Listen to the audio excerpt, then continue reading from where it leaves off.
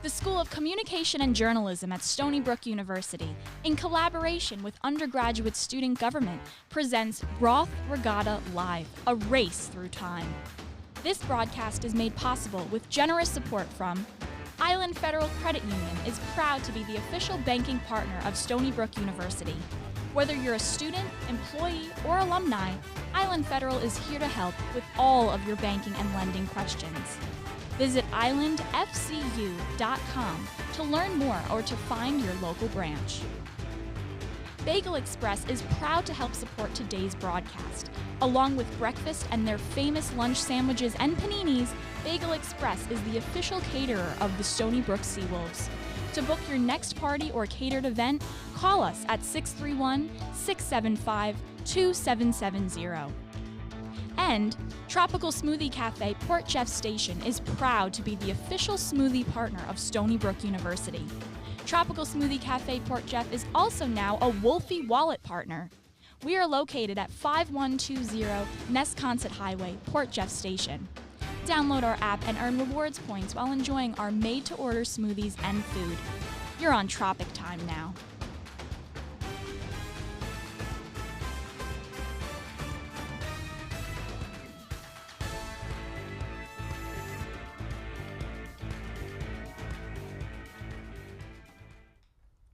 We are so excited to sail through the sands of times as we witness true sea wolf creativity and camaraderie on display all day long. Yes, welcome to the 33rd annual Roth Regatta. This is actually my first live Roth Regatta, and I'm a junior.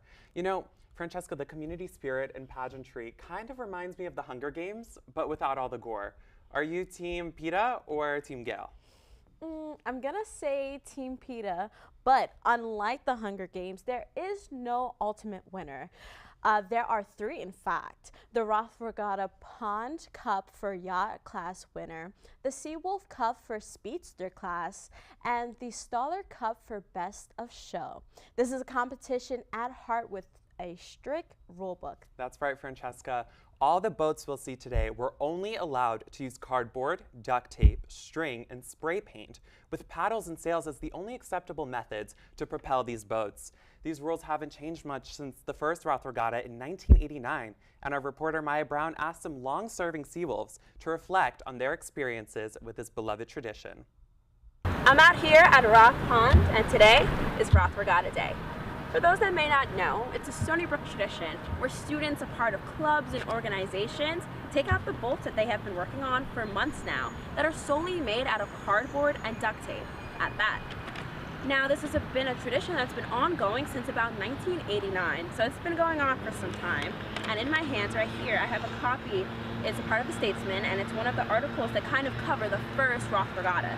It was ran by the Roth Quad Yacht Club, and they called themselves admirals, and they really had a big theme of sailing. So it's really nice to see that tradition still alive today. I'm going to speak to two administrators who have been here for a while and have seen a lot of Roth Regattas under their belt. Let's hear more from them. Vice President for Student Affairs, Rick Coteau, has been at Stony Brook for 20 years and has always taken a special interest in this university tradition. I actually remember the first Roth Regatta I attended, which was the first May of my first year. And I enjoyed going to campus events my first year, but when I set eyes on Roth Regatta, I thought it was the best event of the entire year of my first year at Stony Brook. And I really didn't even know much about it until I got to Roth Ponds, and I thought, oh my gosh, there's a band and music and all these boats and just this level of excitement that I had not experienced for the first time till that day. First of all, it's a massive crowd there. And so that's what's so exciting, because Roth Pond, when you walk by it on a normal day, it's pretty quiet. You see some geese around, it's very calm. So to walk to that area of campus that one day of the year where it's just filled with thousands of people all around the pond, I just think it brings a lot of excitement. So one of my favorite ones, and I don't remember if I know what the exact theme was, but as the boats launched, it was set up these folks as a boxing ring, and so they were up on top of of the boat going. So people are paddling by the sides, and these two people are up there kind of pretending they're boxing. It was just so hysterical because you see the normal traditional boat of, of a canoe going out, and this was just such a unique way to do it. So I just find them really funny, and the students just have an absolute blast on the whole day. Assistant Dean of Students Jeffrey Barnett recalls his first regatta when he was a resident assistant at Sanger College. The impression I was left with was just, wow, I've never seen so many Stony Brook people gathered in a single site on a given day. And just thinking the whole thing was wacky, but great, and that's what made it great. It was unique and different, and it was student-driven, and I think that's what always has made Roth Regatta so special. My favorite that I always say, though, was the minimalist sort of approach. Was this guy with an empty pizza box. He just duct taped it to his chest, dove in, and swam across Roth Pond. So, I don't think that officially counted, but I remember that one. So the students have been amazing with what they've been able to produce over the years. I don't know that folks know this, but that Roth Regatta was voted best college tradition in the country in 2017 for universities with 5,000 students or more. So this is the real deal. This is not just Stony Brook's cute little unique thing of ours. It is, but it's something that other people around the community really want to experience and be a Seawolf for a day. So it's great that it draws so many people in. Maya Brown, Stony Brook Media Group. A trip down memory lane is always fun, but how is today going to look? We can't predict the winners, but our student meteorologists can predict the conditions we'll be seeing for today. Yes, Skylar Day Harmon is here to give us the rundown. Skylar? Thank you, Justin and Francesca. We have a high of 58 degrees today, a low of 38, currently around 50 degrees. Not the best day for a boat or splashing in the water at all. We do have the sunshine on our side today, though. Skylar, it sounds like it's a little chilly for a dunk into Roth Pond today. What are students going to be in for? At that 50-degree temperature, that water is going to be a lot colder. So hopefully the boats are seaworthy, but if not, we are going to have some cold students. And what about these winds? Are they going to be in students' favors, or are they going to be pushing them away from the finish line? Yes, the wind. We have about a 15-mile-per-hour wind from the northwest, but our racers are going to be racing towards the northwest. So they're going to be counteracting each other, and it's going to be cold as well as working against them on the trajectory across the pond. Thanks, Skylar. Aside from the nippy weather, students are bracing themselves to actually get into the unappetizing green water. Justin spent this past week uncovering if the water is clean enough for the big dip. Turtles and fish aren't the only creatures who call Roth Pond home. These murky waters have served as breeding grounds for blue-green algae, which could pose a hazard. With Roth Regatta around the corner, are students safe to take a plunge? The countdown to Roth Regatta means it's makeover time for the infamous pond it's hosted in. In previous months, signs lining the man-made ecosystem warned against the toxins produced by blue-green algae blooms. According to the CDC, these blooms rapidly multiply in calm, warm, and nutrient-rich waters and may cause illness in humans and animals alike through skin exposure or digestion. However, in preparation for Roth Regatta, university initiatives like draining the pond and refilling it with fresh hydrant water have transformed it from looking like this to this. A longtime researcher of harmful algal blooms, Dr. Christopher Gobler confirmed that the quality of the pond's water matches its renewed appearance. We're testing multiple types of bacteria, as well as the blue-green algae and any toxins they make. The New York State Department of Health would permit swimming in Roth Pond right now based on our bacteriological analyses. And falling into the foggy water hasn't stopped students from participating in the regatta year after year. When you're down under the waters of Roth, you can barely see a thing. And the minute that you get in the Roth, and when you get out of it, you better take a shower the minute you get out of it. It's the one event on campus that you cannot afford to miss. One of the key giveaways for spotting blue-green algae is when you see streaky, paint-like surfaces coating the water.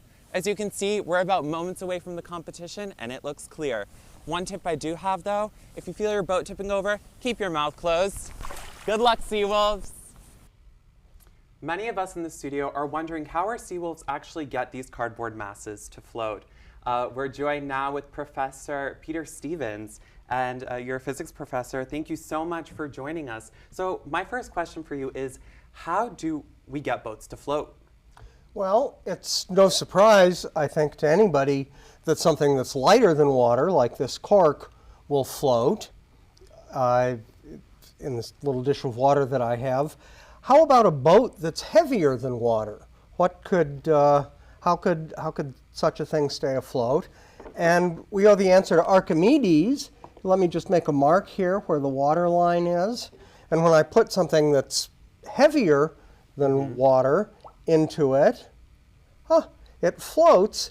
And what Archimedes pointed out is that the buoyant force that holds the boat up is equal to the weight of the water displaced. So as long as the boat is displacing water, it floats. And we can actually load the boat a little bit more, and it will continue to float. If you looked closely enough, you'd see the water level rise a little bit. Right. Of course, if that's fine as long as the boat remains intact. If the boat, if a little bit of water starts to come over the gunnels, it's going down. You're sunk. Wow. That's it. So the important thing here is that the boat can't fill up with water, because then it's no longer displacing enough water to keep afloat. Fortunately, the passenger is still floating. Right. And I mean, when it comes to kind of preventing that seal of the water in the boat, the dryness of the boat, what are some signs that we can look for a well-constructed boat that can endure these harsh conditions of our Roth Regatta? Well, that's really a matter, I think, of trial and error, how to hold cardboard together with duct tape in order to remain intact for the brief time that the boat will stay afloat.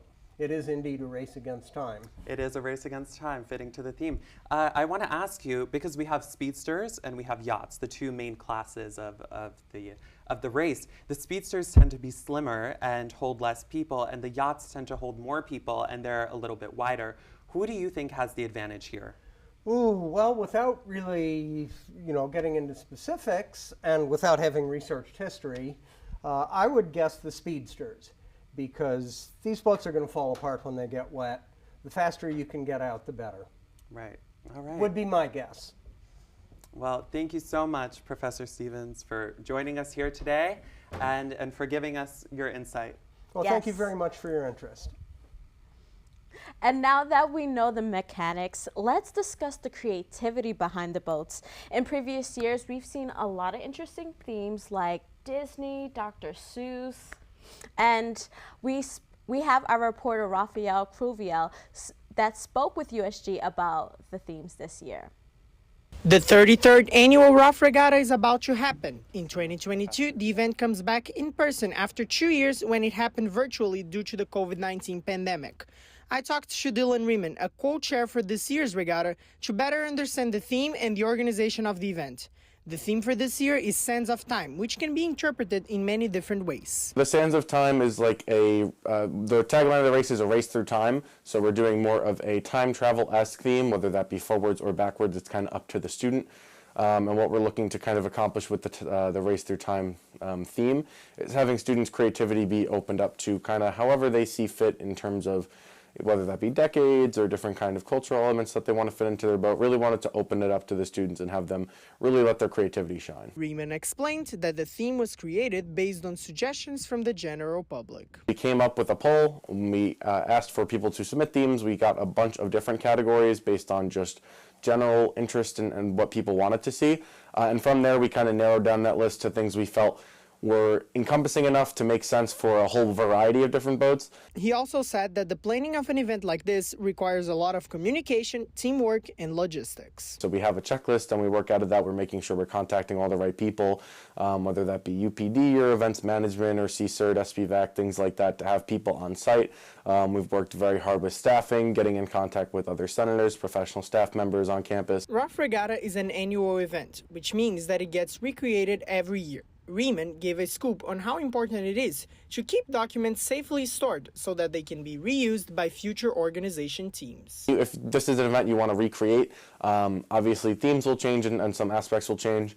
But if you do want to bring the event back to life, we'll have all those documents there, things you can kind of look at and say, okay, these are all the things we'll need. We have a packing list, so everything that we need to bring to the pond. I mean, it is very meticulously planned in terms of like every single item that you may need. Contrary to what some people might think, the organization process doesn't end once the event starts. In fact, the managing team is very busy on the day of the regatta. We'll be announcing things, we'll be making sure people know what they're doing, are in the right place, all things of that nature, because we are the chairs who kind of helped facilitate all the direction of things and can kind of pull everything together. So we have a lot of that information that maybe other people don't when they're just staffing from the event planning and logistics side of things. Riemann never participated in an in-person regatta before. He shared his excitement to participate in this year's event and to give to the school community a confraternization moment after hard times. So it is definitely a really big community event that I'm extremely looking forward to the return of this year, especially through everything that we've been through. We just want to give the community a space to really kind of get back in the water. For the Stony Brook Media Group, I am Rafael Cruvinel. Now that we've got an inside scoop on a few of these naval masterpieces, two of our intrepid reporters, Melanie Formosa and Catherine Procacci, went out in the field to meet with some of the teams. Let's take a look. The Roth Regatta has been a staple of Stony Brook history for over 30 years. And after a 2-year hiatus, Roth Regatta is finally back. Let's go talk to some teams.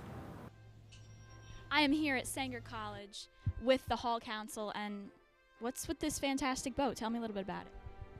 Our whole Hall Council, all 8 of us, there are probably more than 8, but all of us, we designed, and every single one of us actually put in a lot of work to get this boat to where it is.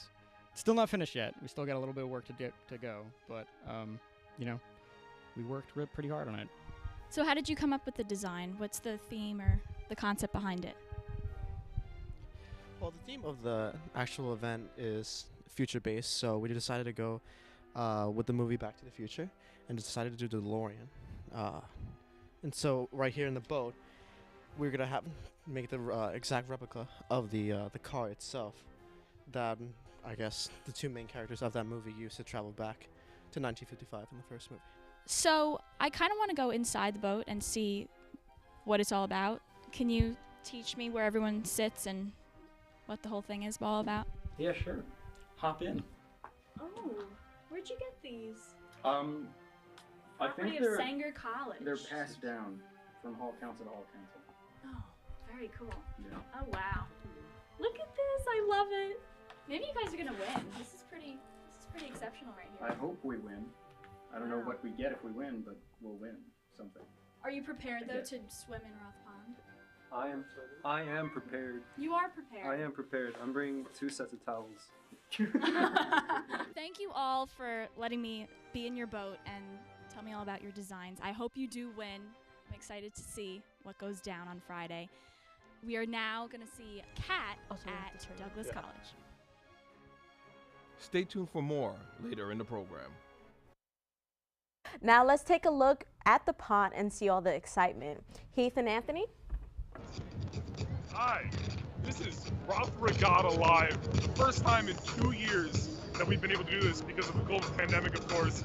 But I'm so excited. It's a gorgeous day. Anthony, what are you looking forward to today? Today I'm looking forward to the races. That's what it's all about. Also the activity, the atmosphere. I think it's going to be a great day for me.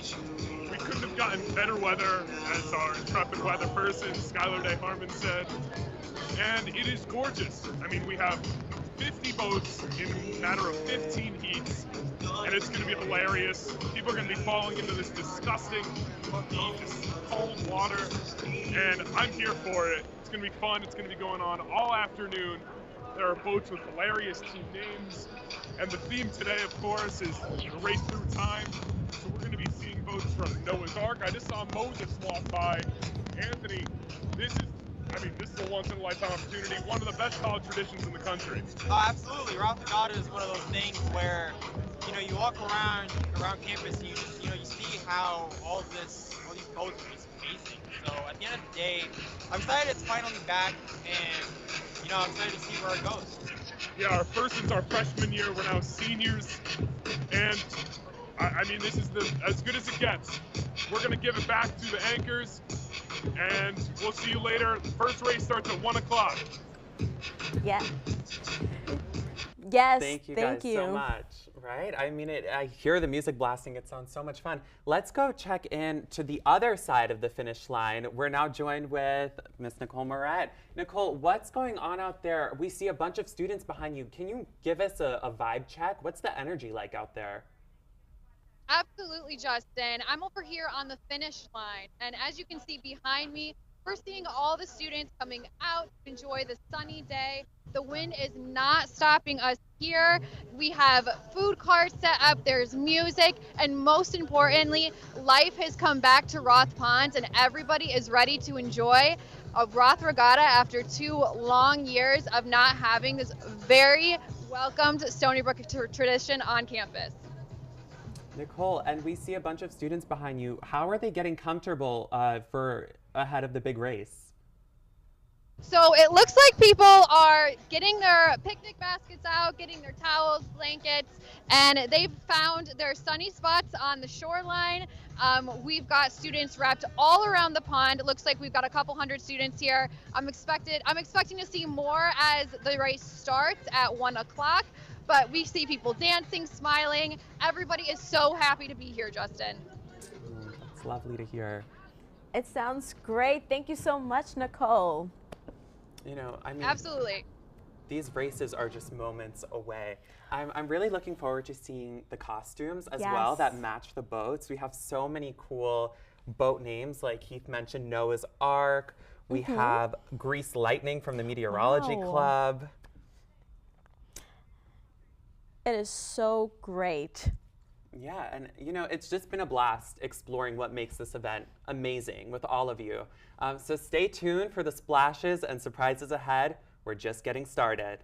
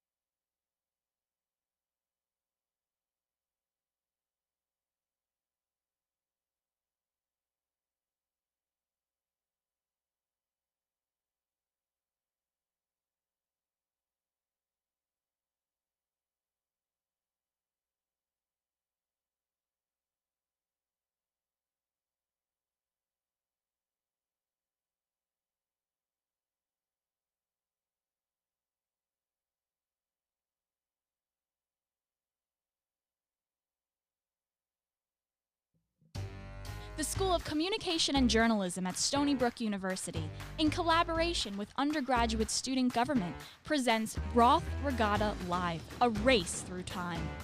This broadcast is made possible with generous support from Island Federal Credit Union is proud to be the official banking partner of Stony Brook University. Whether you're a student, employee, or alumni, Island Federal is here to help with all of your banking and lending questions. Visit islandfcu.com to learn more or to find your local branch. Bagel Express is proud to help support today's broadcast. Along with breakfast and their famous lunch sandwiches and paninis, Bagel Express is the official caterer of the Stony Brook Seawolves. To book your next party or catered event, call us at 631-675-2770. And Tropical Smoothie Cafe Port Jeff Station is proud to be the official smoothie partner of Stony Brook University. Tropical Smoothie Cafe Port Jeff is also now a Wolfie Wallet partner. We are located at 5120 Nesconset Highway, Port Jeff Station. Download our app and earn rewards points while enjoying our made-to-order smoothies and food. You're on Tropic Time now.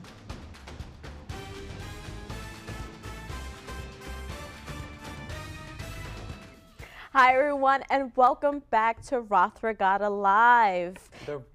Yeah, welcome back. I mean, the races are just about to start, and I can almost feel the blowhorn about to go off in my veins. The energy is just rapidly picking up. Yes. So we should definitely head over to the pond and see how everything's getting started. Our play-by-play guys are here, Heath and Anthony. How have things changed since the last time we've spoken to you? Thank you, Justin. Heath Counts, along here with my good friend and co-host, Anthony Tony Leon. And we're ready for non-stop action for the next few hours. In this first heat, we have 5 different boats filled with students who are ready to make a fool out of themselves, and I'm all here for it. Anthony, what are you looking forward to here? I know one of the boats, they were part of last year's virtual race. Yes, the Pi Adventures, they were the winners of the virtual Roth Regatta last year. So I have to assume they're definitely one of the favorites to start out. However, there remains to be seen what the pace of this first race is going to be. I think if you get off to a fast start, it'll be interesting to see how the strategy plays here early on. Yeah, Anthony, in years past, we've seen many boats not even make it close to the finish line. I'm not sure how this first one will go. We have, as the one that you mentioned that won the virtual race last year, we have Study Abroad with students from Israel, Netherlands, England. We have the Tuscany Hall Council. Most buildings are making their own boats. The Residential Safety Program, which are the Ducks. You'll see that beautiful boat. And we have the Ski Wolf. What's your prediction who's winning this one, Tony? I'm going with the Pi Adventures. Listen, they were the winners last year for a reason. I don't think they're knocked out early on in the first round. Going with the Pi Adventures. Yeah, they're going to be a tough one to beat for sure. Of course. And we're going to head it back to the anchors. Justin, back to you. All right, thanks guys. So we're about to enter Heat 1. Yes. You know, my favorite boat here, just judging simply by names, is the Fivengers. It's the medical fraternity, and I'm just excited to see the costumes, the superhero vibe. Yes, it's going to be so exciting. And we do have a reporter standing by. Maya? Elsewhere in the pond. Hello guys. Welcome to the 33rd annual Roth Regatta at Stony Brook University. This has been happening since 1989, and we're just so happy to be here again many years later. And there's been a 2-year hiatus, so here we are again. You can hear the music. Like, I've been dancing to the music. There's people dancing to the music. There's free food, t-shirts, and you can really see a large campus community going around here. We have students from basically all clubs and organizations. We have students out picnicking. They're eating their free food as well. And you can just feel the energy and the school spirit. I think that there's about at least 50 clubs and organizations bringing their boats for over here. And we have a thing called heats, which is another word for races. There's speedsters, and then there's another section. And there's 4 people in one and 2 people in the other per boat.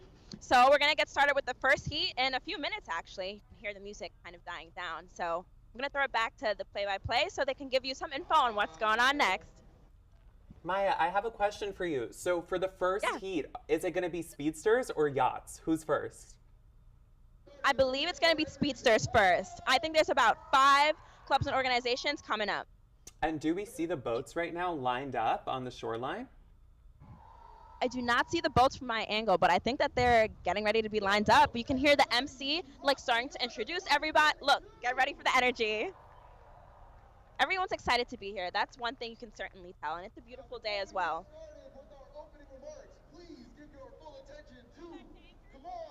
All right, Justin and Francesca, I'll throw it back to you guys.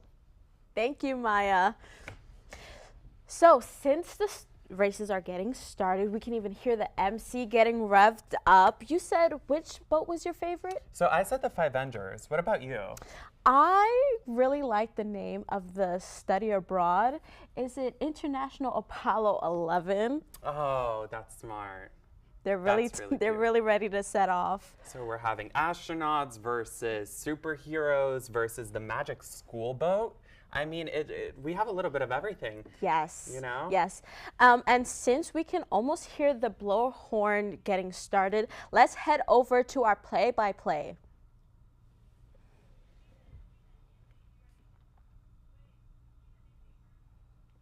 All right, Heath and Anthony are back, and you know, you guys are closer to the starting line. Okay, so we're gonna just go back to these boats because I don't think we've wrapped up talking about these boats enough. So what else do we have? We have the RSP Ducks. So that's the residential safety program going in Heat 1. So we have official Stony Brook organizations versus actual clubs and fraternities and just average students. Yeah. So it's amazing seeing the blend of everyone. I was under the impression that only dorm buildings were allowed to join in. So it's really interesting to see that we see all the student organizations on campus being involved in this really great and rich tradition. Right, and also I just love hearing the music, even though we're not actually there. Hearing it in my ear, it just sounds a little bit like the excitement. I just feel it going through the wires and the pop music and the energy of the students. It's just, even looking at it through a screen is absolutely wonderful. I am kind of hoping that maybe we can hear the splashes. Again, as you say, we're not over there, so maybe once we hear the splashes, we can really get that whole sense of being at the pond. Look at all those people, maybe even hear the yells as well as everyone's diving in and trying to stay afloat. Right, and let's hope that these teams take Professor Stevens's advice on crafting these yachts and speedsters by really creating that strong seal using cardboard and duct tape, because that's kind of the only two ingredients that you really need to make those thick barriers so that you could survive out there. So, since everything is getting started, Heath and Anthony, is everything heating up? Yes, thank you, Maya. Everything is amazing. There's, as you mentioned, there's probably thousands of students that have showed up here. And, I mean, we are about to get underway. Tony, what are you seeing here? I think it'll be interesting to see how the first race goes, considering how it's usually the tone setter in these types of heats. Heath, if you're on one of these boats, what's the strategy you would use here early on? That's a great question, Tony. My strategy would be do anything I possibly can to not get into the water. We're going to send it back to the anchors, and then we'll see you shortly. Thank you so much. Did you see, Francesca, behind the boys? There's someone waiting in the water right now with He even has a mic. Is that our MC? That might be our MC. You know what? That is unseen of for me to see someone in the pond like that. But now we're going to go to a message from our sponsors. At Stony Brook University, in collaboration with undergraduate student government, presents Roth Regatta Live, a race through time. This broadcast is made possible with generous support from Island Federal Credit Union is proud to be the official banking partner of Stony Brook University. Whether you're a student, employee, or alumni, Island Federal is here to help with all of your banking and lending questions. Visit islandfcu.com to learn more or to find your local branch. Bagel Express is proud to help support today's broadcast. Along with breakfast and their famous lunch sandwiches and paninis, Bagel Express is the official caterer of the Stony Brook Seawolves. To book your next party or catered event, call us at 631-675-2770. And Tropical Smoothie Cafe Port Jeff Station is proud to be the official smoothie partner of Stony Brook University. Tropical Smoothie Cafe Port Jeff is also now a Wolfie Wallet partner. We are located at 5120 Nesconset Highway, Port Jeff Station.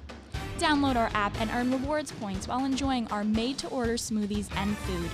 You're on Tropic Time now.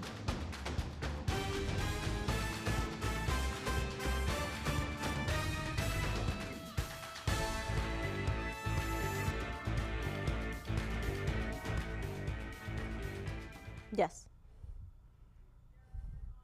All right, so we are actually looking at the starting line right now. Francesco, what can we see? We see just all of these people lined up with the life rafts ready to go. Yes, it looks like people are getting ready to just dive in. We see the boats lined up. They even, although it's just made of cardboard, it seemed like people painted them, maybe even added a little spice so that they can stick to their theme. Exactly. I'm not seeing a lot of costumes at the moment, but I hope to be able to see them very soon.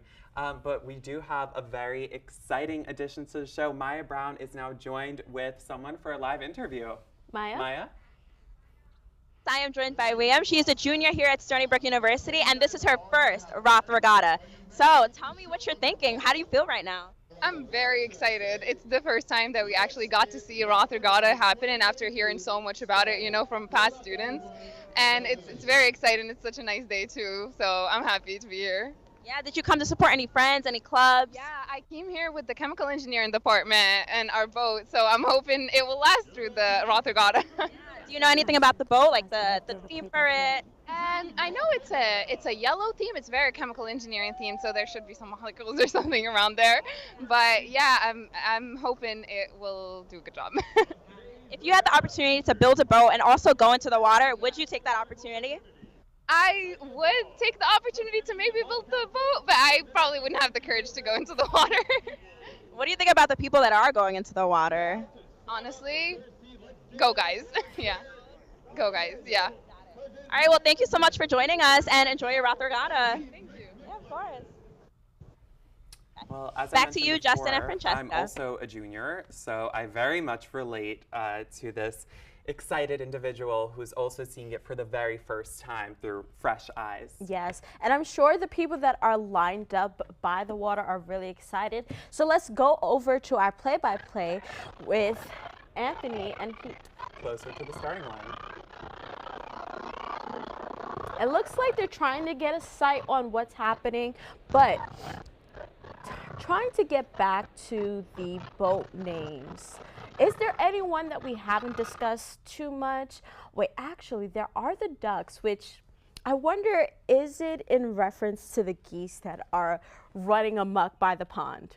Right. Speaking of the geese of Roth Pond, you know, when I was interviewing Dr. Gobler for the story that I was doing on how clean Roth Pond is, oh, there's some live action going on behind us. Students are already in the pond at the moment, soaked. Look at all the muck coming up as they exit that beloved man-made watering hole. Oh, it seemed like they sent off the boats, and I see one boat, I think it's Apollo 11, paddling as hard as they can. Oh my gosh.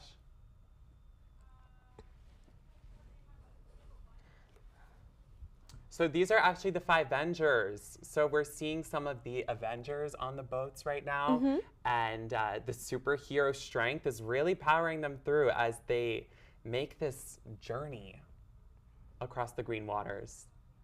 Okay, it looks like they're paddling really hard, but the boat is kind of tipping. I hope they don't lose balance and topple over. Right. Oh my gosh, it looks like that one behind it was tipping for a second, but it seems like they're making pretty good progress as they go from the starting line all the way over halfway through this pond, all the way to the other side where they'll be escorted off closer to where Maya and Nicole are stationed. Yes.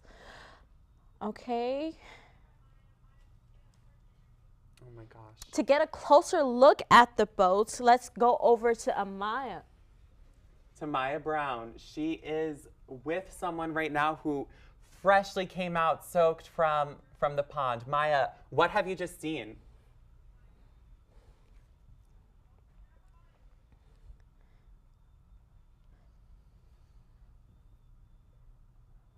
All right. It looks like we have some technical issues with the microphone. Not to fret. Yes. We're here in the studio and we're able to get a bird's eye view on everything that we're looking at. So you know what, Maya, we will come back to you when your microphone is worked out. But listen, when these people are going across the pond and they get out, you see the muck come up from the surface. And you know, that's really where the dirtiest part of any pond would be, because as I was interviewing Dr. Goldbler, he told me that it's really that organic decay and sediments on the bottom that the school really had to work to clean out in order to make this event possible. It looks really rough, and although there's only maybe 2 boat or rowers in the boat, we have this huge team pushing them, and they also have to get dirty and get in all that muck. Right, at least we do have that safe of mind that we know that the water is clean. We know that the water has been tested for multiple days and weeks leading up to today, to Friday, April 29th. So the Goldberg Laboratory has been monitoring the water quality, as well as Stony Brook with all of their initiatives, such as draining the pond at the start of the month, cleaning all the muck at the bottom, and then refilling it with fresh water. Yes. So since it seems like everyone's out of the water, and Maya is with one of the contestants. Maya? Hello, guys. So I'm here with the winners. This is from the Apollo 11 team, and they're from Study Abroad. I'm here with Ernesto and Luca. And tell me how you guys felt. Like, what did you feel while you were rowing? We feel great. We think that we made a really good work with our boat. We were very confident. And yeah. A lot of supporters. Yeah, it feels great. As I said, we knew we made a great boat. We knew we were going to win. We were confident, and we bring it home. So we are happy about that. Yes. Tell me about the theme of your boat. Why the Apollo 11? We knew that the theme was like historic events, and we thought, what can be faster than a rocket? So we said, we are going to build Apollo, and we are going to win. Yeah, the rocket was definitely fast. So are you guys excited for the next race? We are. We are going to make some fixes in our boat, and we will be ready. What kind of fixes are you going to make? We will try to. It's a secret, sorry. Top secret information, guys. And what made you guys be the ones to go into the water? We are very good friends, so we have a lot of synergy. So we thought it was a good duo. So we had a strategy. We stick to it, and it works. So we are happy. All right, thank you guys so much, and again, congratulations. Of course. All right, back to you, Justin and Francesca at the studio. Thanks, Maya. You know, that was very interesting that they referenced the 1960s with the Apollo, the Apollo boat, because our university was actually established around that time in that Cold War era as the United States was trying to ramp up their research and scientific institutions to compete with the Soviet Union for kind of this race for space. It's so amazing how that was able to reference, and it seems like the next set of boats are getting lined up. Let's head over to Anthony and Heath for play-by-play. Thank you. Yeah, we are ready for Heat 2. That was a fun first one with the Study Abroad students winning. We have Science Fiction Forum, the Phi Delta Size, Greeley Hall, Stony Brook Running Club, and IE Dorimon running in this second heat. Although Phi Delta C actually was a late scratch. Anthony, this is going to be another fun one. Do you think we're going to see another one like the first heat? Oh, definitely. I think there's definitely going to be some boats that definitely collapse towards the middle of the pond. But I hope as we go through these races that more of them actually make it further. All right, so we are back with Maya Brown now, actually. Maya. Midway through. So hopefully these boats stay durable, they make it through, and make the best team win.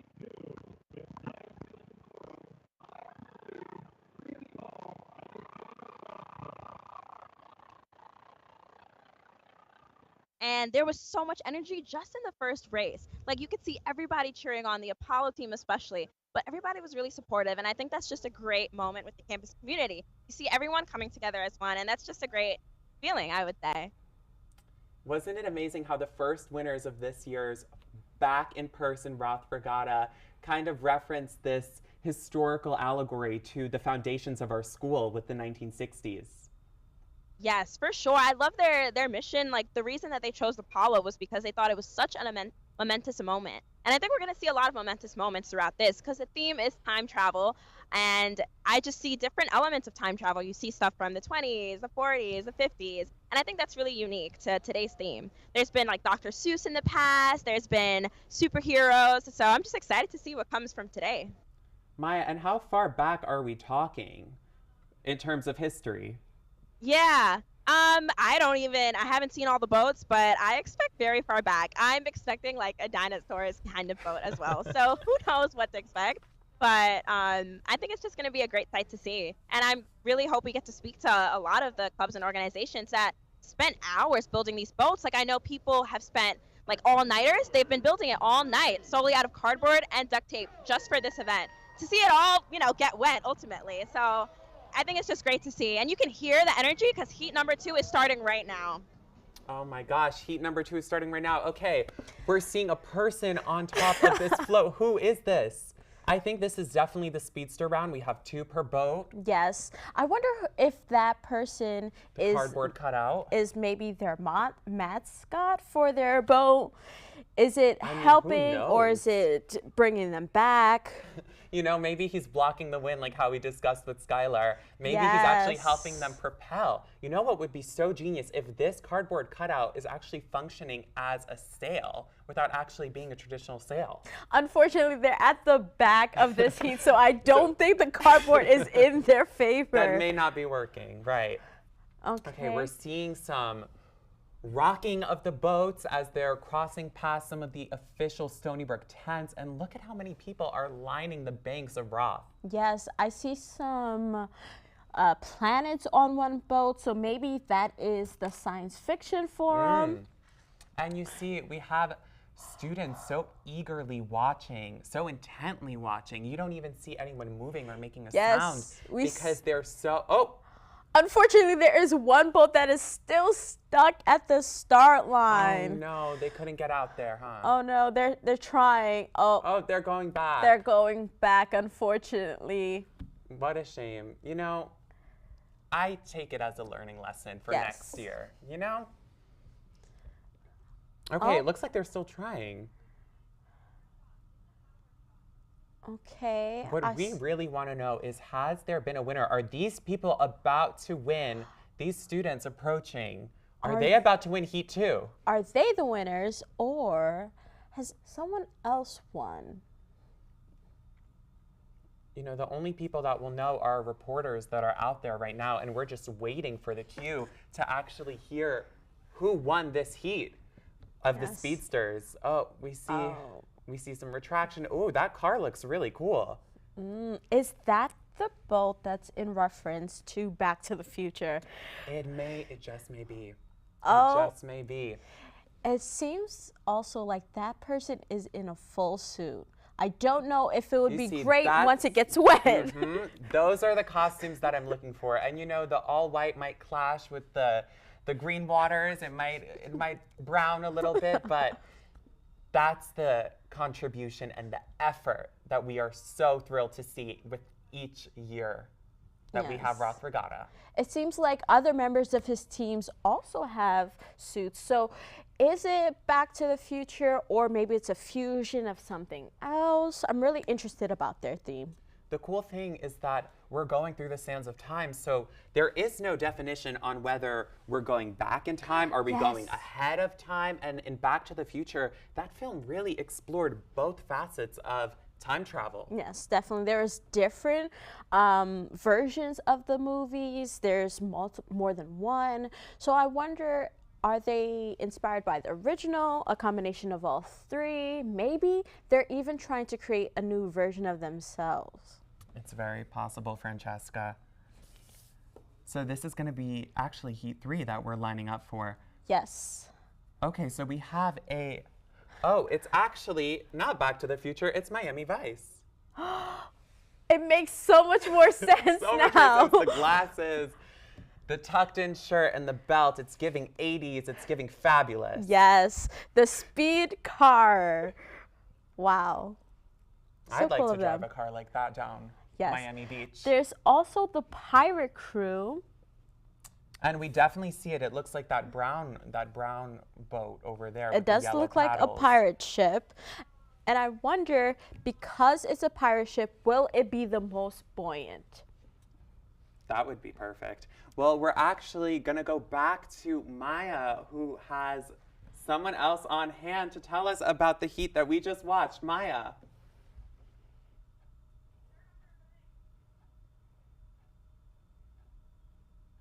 It was just insane. The whole time we were tipping constantly. I was just trying to stay stable. You got to stay calm, you know. There's a lot of not to paddle. Yeah, when we were both paddling, it was like tipping over a bit. Be your team captain. So what strategy did you guys use? Well, when we were making the boat, we just kind of winged it and just tried like folding the cardboard into sort of a boat resembling shape, and then yeah, just kind of ended up making an obelisk. We tried to reinforce it, and it went better than expected. So, woohoo! Yeah. Got it. And tell me about your boat. What was the theme? Why did you choose that theme? Yes, the obelisk is definitely a very easy shape for a boat. It sort of naturally formed itself, and we tried to write Run Club all over it, but really, we race, right? So we're here to race. So join Running Club. Join Running Club. Yes. Maya, can you just explain to us one more time? Sorry. Maya, can Say you it just again? explain to us one more time? Are these the winners of Heat 2? Yes, these are the winners of Heat 2. They're from a running club. They usually race, they usually run, and that's what they did today. They ran, they raced, and they won their heat. So now they're going to be going on to the semifinals. How do you guys feel about that, too? Pretty pumped. We'll see if the boat survives the second one. I don't know. Got it. Thank you so much for joining me, guys, and congratulations. Of course. So yeah, those are the winners of Heat 2. They're super happy. They have their club and organization here also supporting them. So we just see that throughout. And now their boat's going to have to take a second dip into the green water. So we'll find out later on. All right, thank you so much, Maya. Thank you, Maya. You know, that just might be the craziest part of this entire event is that we have one after another, all of these heats, and then the winners of those heats have to put that same drenched boat back in the water later in the day. Let's hope that there's enough time for the bases of those boats to dry off. It is kind of sunny, so maybe they can put their boats out to dry. Maybe there will be a benefit for those who went earlier, and they had more time to dry. So I'm really looking forward to that. It seems like we're about to get started with the third heat. So maybe we can go over to our play-by-play with Anthony and Heath.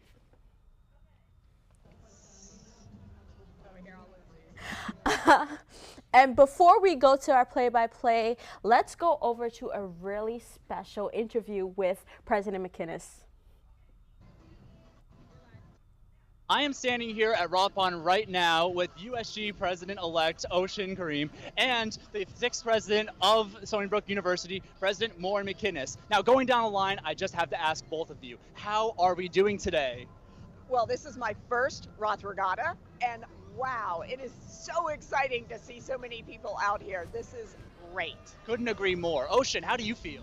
Well, this is also my first Roth Regatta. Like, I was going to have one during freshman year, but then COVID happened, so I was kind of a little bit disappointed with that. But all of our events so far with this semester has been amazing. We have large turnouts. There's so many people all around, like, this entire pond and such, all just to see, like, cardboard boats racing and such, and I'm like, whoa, okay, I love how, like, there's so many people around and such. They're just enjoying, they're just vibing, sitting out having picnics or something with the food. Okay, we love that. I love the vibe here. I love it so much. Absolutely, and it just goes to show you how large our student community really is. Looking at this turnout today, I had no idea that we had this many enthusiastic students for such a great event. That being said, Maureen McInnes, what were your expectations going into this event as a first-timer as well? Well, you know, I've heard a lot of stories about Roth Regatta, but no one's descriptions could match how really exciting it is to be here, and the incredible creativity in designing the boats, the enthusiasm that everybody is paddling across this cold body of water, and how much fun they're having even when they're toppling over and ending up in the pond. This is such a great place. Definitely. Even when they're in the water, the spirits are still high, and we love to see it. Ocean, I know that you've been a student here for a few years, but you've never actually attended a Roth Regatta either. So, did you have any expectations leading up to this fantastic event? Leading up to this amazing event so far, I think it's always a good idea to just like not have that much expectations for now, since we haven't done this in quite a while, and to see like how we can go from the bottom up and such. But so far, like even though I like have like little to no expectations in general and such, they are completely exponentially exceeding it. I'm just loving everything so far. Oh wow, did they win already? That's crazy. It goes by, but then again, time flies when you're having fun. There's that winner. Oh wow, okay. I love that design. I love the white suit too. So much fun out here. They're in suits. They're That's in suits. crazy. That is great. It's amazing that they have that much mobility despite Yeah, wearing all that. Wait, do you have that mobility? No, absolutely. In this thing, I'm about as stiff as a board. But that being said, we have seen so many amazing vessels today, even just behind us right now. Look at this one with Wolfie the Sea Wolf on the front of this boat. What an incredible feat of architecture. Have you seen any boats so far that you would consider your favorites? Well, right now I'm pretty excited about the Wolfie with the big mast. That's a great design. But there are more to come. I can't wait to see them all. Definitely, definitely. Oh, and now we are seeing the Wolfie boat move backwards. That being said, Ocean, do you have any favorite sea vessels that you've seen today? Ooh, okay, so there's like this one NASA boat that came by like the first heat that was so cool. It had so many like different flags and such, and it was like study abroad that was like making that boat and like, you know, rowing it as well. I thought that was a really cool concept and such. I would say that this one as well would also be a really good favorite. Wolfie's Revenge, established 1769. I don't know. Okay, I'm just reading off the bat of that. That looks really cool. A whole pirate ship. Okay, we love that. So, as our president-elect for the undergraduate student government, I have to ask, I won't be around to see it next semester, but do you have any plans to get USG involved in next year's Roth Regatta? Oh, I mean, well, I think that we'll be having a lot more plans like early on ahead this time. I think what we did really well with this Roth Regatta was that we planned out like months in advance. Along with Brookfest, we were planning out Roth Regatta at the same time in that time lapse and such. So with a lot of active planning, a lot of collaborations and such, we were able to like make this as much of a successful event as possible. So I think that the only way we can like make this even better is to, like plan things like even further and like flesh things out and probably like expand things a little bit more. Maybe have more food options, maybe have more food trucks, maybe have more t-shirts possibly. A lot of cool things and such. Definitely. Well, President Kareem, President McInnes, thank you so much for joining us today here at Roth Regatta Live. We're going to get you some more exciting coverage right after this. All right. Well, thank you so much for that interview. We actually have something in common with President McInnes and future President Kareem. Yes. It definitely is my first Roth Regatta, and I'm a senior. So it's so excited to be a part of this, to see all of these races. And if we were looking at the last heat, I think Miami Heat was in the lead. Miami Heat just raced by, very fitting to the Lamborghini or Ferrari that they were driving. Yes. We saw as Chris was interviewing the presidents how fast it was going, and then what was fascinating with the pirate ship was that we actually witnessed in real time how those sailors, I guess we can call them, those pirates, started pedaling backwards, turning the boat, and that actually somehow gave them the speed and power to make it to the finish line. How does that work? I think they were trying to paddle forward and saw that they were going backwards, so they're like, let's use this opportunity to turn around. So they're really quick on their feet, and it seems like there's a lot of excitement. There's even more people here. So let's go to our reporter at the pond, Melanie. I'm here with Rick McClendon, and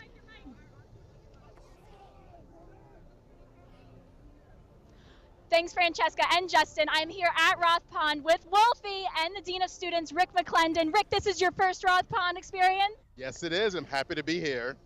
It's mine too. Roth Regatta back after a 2-year hiatus. Wolfie, do you know how to swim? I've seen some of those both having to figure out how to swim. We've had quite an enjoyment and excitement here at Roth Pond. There's definitely a buzz in the air. Isn't it exciting? Oh, so much energy. Everyone's got great design boats. Everyone's got great high energy around the activities, and it's a really good day. The weather's perfect too. It is perfect weather. It really is. Are you going to want to build a boat next year? Oh, we're planning on it. You can expect the Student Life boat in 2023 for sure. And is Wolfie going to be on it too? Of course, Wolfie has to be on it. Sounds great. Sounds great. Well, thank you so much for joining me here. Melanie, we have one question. We have Yes, a question. Justin. Is Wolfie Yes, going to be please. competing in this year's regatta? We have a question, Wolfie. Will you be competing in this year's regatta? Oh, he doesn't. So cool, so cool. Well, thanks so much, guys. Back to you, Justin and Francesca in the studio. Well, thank you so much, Melanie, for getting that inside scoop. That was awesome seeing our favorite sea wolf of all time. Absolutely.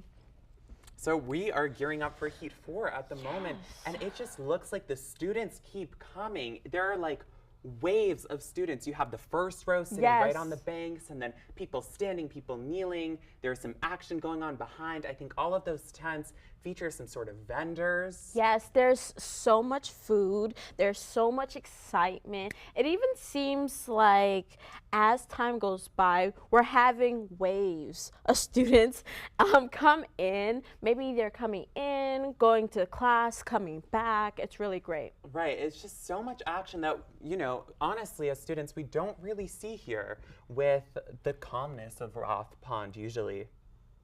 It looks like Heat 4 is about to take off. We're looking for the Do It Sync sites, which we students use to print our papers. They're actually competing in their own boat. I hope they don't have any electronics in their boat. Langmuir Hall is going to be the Reptile Ranchman. And this sailing team, honestly, if the sailing team doesn't win, Now, it was rigged. do they have an advantage because they're the sailing team? That's what I'm thinking. If they don't win, how's that going to look for the sailing team? But now that we think about it, though, the wind is not in favors of these boats. So maybe the sailing team doesn't know how to navigate these winds, and especially since it's just a pond, they might not have enough time to adjust for those winds. All right, well, let's hope that with their experience in sailing, they do know how to maneuver that wind. But now we are back with Melanie Formosa again with the winners of the previous heat. Melanie, tell us. Lauren, can you tell me? It's the Miami Vice. With winners, tell me what team you're with and what it was all about. Yep, we were the commuter team. Our theme was Miami Vice. Coming into this, we had a feeling we were going to crush anyway, just because of the fact that we have that speedboat kind of design with the race car, especially compared to the other teams' boats who are kind of more of a traditional box shape like. That's just like my thought so far, but I'm sure Nick has. I mean, I got quite a bit to say. I just knew that we had the fastest car in the field, so I knew right away we were going to win. No one else can afford a Ferrari Testarossa like we can. And why did you win? What made it so waterproof and sturdy? I mean, throughout the whole of the ship, we basically reinforced it with several layers of duct tape. It was basically pure duct tape rather than cardboard at the end of the day, which at the end of the day, they'll just make it extremely waterproof. Obviously, the spray paint's for decorative purposes, so that didn't really have any factor on it, but it was just kind of our team building it, just over time, taking our time and just making it really sturdy. Well, congratulations, guys. I love these medals. Yeah, they're pretty nice. I really like this a lot. I'm surprised they were giving out this type of quality of medals this year. High quality and towels too, right? Yeah, towels. Awesome. Cool. It's really cool, yeah. I gotta give a shout out to the guys over there too. They really did a good job putting the boat together. I pretty much just rowed and came with all the drip, so yeah. Shout out to the guys. They did a big part. They're a big part of our success this year. It's all teamwork, right? Of course. Back to you in the studio. I am so happy that the commuters got this wind because they make up so much of our student body, yet at the same time, they're always on the run, always going in and out of campus. Yes. And it's just amazing that they use their resources, their cars, like they do on a day-to-day basis to get that win. It must be why they won. And before we get into the next heat, let's have a word from our sponsors. The School of Communication and Journalism at Stony Brook University, in collaboration with undergraduate student government, presents Roth Regatta Live, a race through time. This broadcast is made possible with generous support from Island Federal Credit Union is proud to be the official banking partner of Stony Brook University. Whether you're a student, employee, or alumni, Island Federal is here to help with all of your banking and lending questions. Visit islandfcu.com to learn more or to find your local branch. Bagel Express is proud to help support today's broadcast. Along with breakfast and their famous lunch sandwiches and paninis, Bagel Express is the official caterer of the Stony Brook Seawolves. To book your next party or catered event, call us at 631-675-2770. And Tropical Smoothie Cafe Port Jeff Station is proud to be the official smoothie partner of Stony Brook University. Tropical Smoothie Cafe Port Jeff is also now a Wolfie Wallet partner. We are located at 5120 Nesconset Highway, Port Jeff Station. Download our app and earn rewards points while enjoying our made-to-order smoothies and food. You're on Tropic Time now.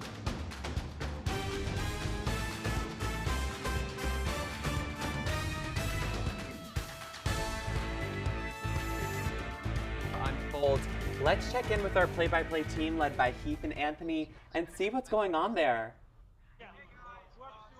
Heath and Ryan. Oh, this boat is paddling so hard, so hard.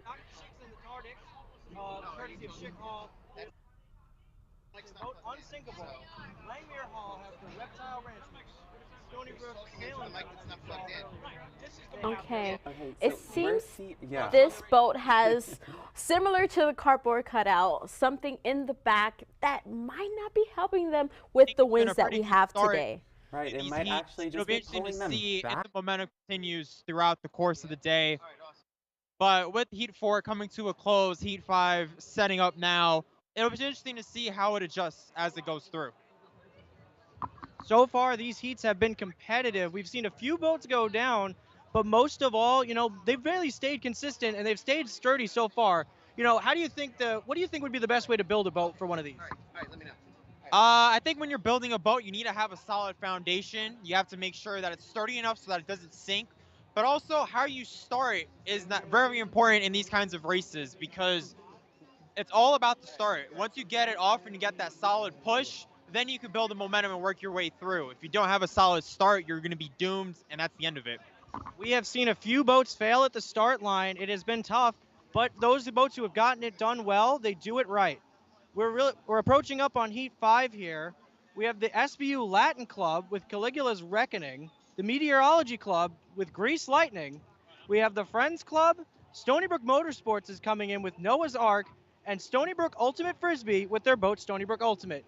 Anthony, what boats stand out to you in this heat? I think the one that stands out to me the most is Noah's Ark. Reason being, there are actually 2 Noah's Arks in Roth Regatta this year. So it'll be interesting to see which Noah's Ark is better. But also with Grease Lightning, I think they're going to be really well. Obviously, they deal with meteorology. So knowing the weather conditions, I think, will be extremely important when it comes to building a sturdy boat that can win this type of a competition. In the past, Stony Brook Motorsports has done well, so seeing that the Noah's Ark boat should do well would be interesting. I'm interested to see how Ultimate Frisbee is going to do. I think they could be a dark horse competitor in this race.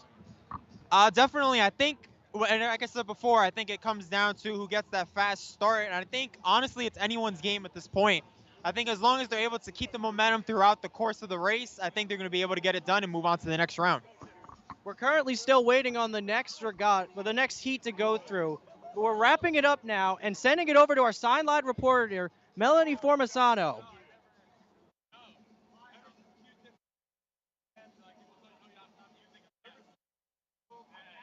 And Yuri.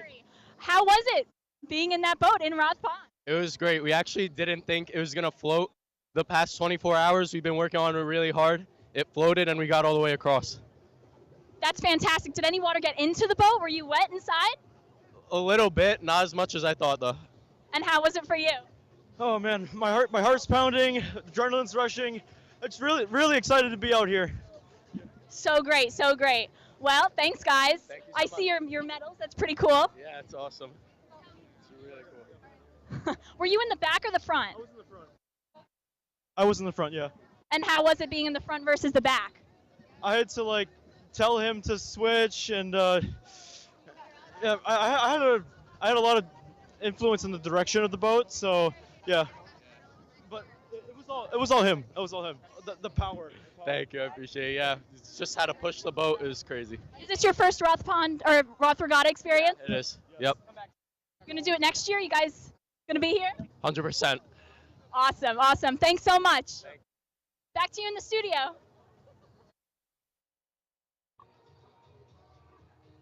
That was awesome to see. You know, again, we have official printing sites competing against hall councils. Yes.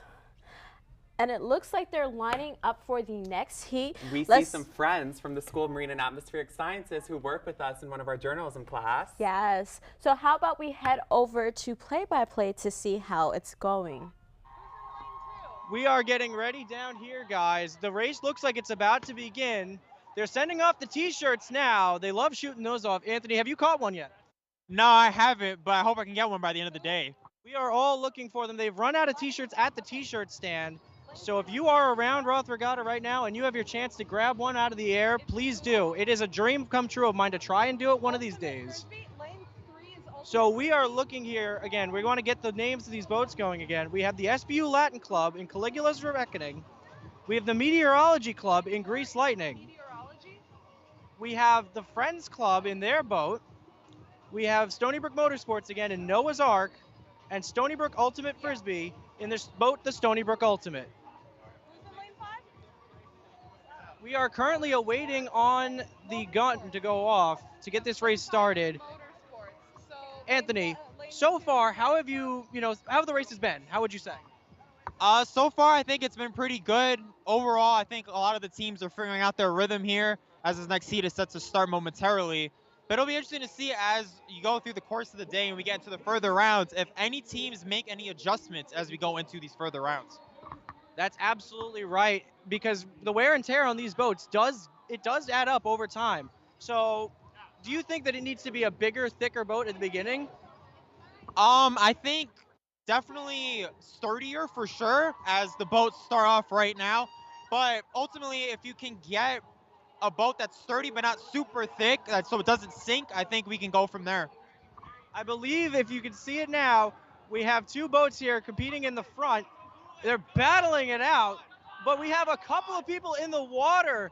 Oh, these back two boats are catching up really quickly. Anthony, what are your thoughts on the race so far? So far, it's a two-man race. The two boats in the front, one that looks like a Kool-Aid man, and the other one that is super gray. I think it's the two-man race right now.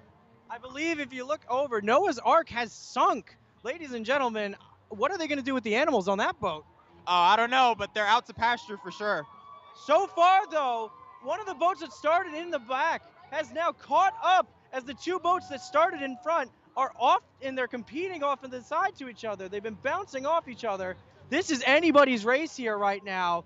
Anthony, what are your thoughts? So far, I think there's only three boats right now. The two sunk earlier, and they're not even trying to go through it. So right now, it's down to a three-boat race. It's an unfortunate, demoralizing set when your boat sinks that early in the race. But we have our three competitors coming down the stretch. So far, it has been a close race. It's been tough to gauge who's who with all the glitches and difficulty that's been going on. But currently, we are seeing a complete breakaway from the boat. They started from the bottom, and now they are here. Anthony, the Drake lyrics, it's raining true. Yeah, and at the end of the day, I keep saying it's how you start, but they started from behind and were able to build the momentum and to get into the lead. It'll be interesting to see if they win this one. Ladies and gentlemen, it's a testament to it's not about how you start, it's about how you finish. Contradictory to everything we've said so far, funny enough, but realistically, we are seeing an absolute demolishing from the behind spot they were in earlier. Anthony, does it pay to start off fast or start off slow? I think if you can start off fast, you should. However, it's not about how you start, as we've seen in this heat. It's how you finish. That last boat able to power through the original two that were in the lead, and as a result, they were able to come away with the victory. It looks like now that the boats have, in fact, finished. We are waiting on who won. We'll go down to our sideline reporter in a bit with that. But as we're seeing here at the starting line, again, we believe that is Noah's Ark, that's the motorsports club that failed earlier. Again, it's been the story of the day. At least one boat per heat is going down. Do you think we'll see that continue, or do you think that maybe the boats will get better over time? I think in these first few heats, absolutely, there are going to be a couple boats that sink immediately. However, as we go through the later rounds, I don't think that will be the trend as we go through.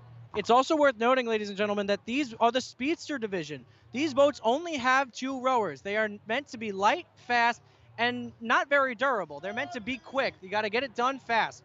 The later division is our yacht division, where they will have 4 rowers in each boat. Those will likely be sturdier and stronger. Anthony, when it comes down to it later, do you think it'll be a speedster boat or a yacht boat that'll end up winning? I think the speedster boat in the name, I think they'll get off to a faster start, but I think the yacht division, because of the sturdiness and there's more people rowing, I think it'll ultimately take away the cake. As we previously mentioned, we are awaiting the results on Heat 5, but we'll preview a little bit here on Heat 6. We have Keller Hall in the Bagel boats.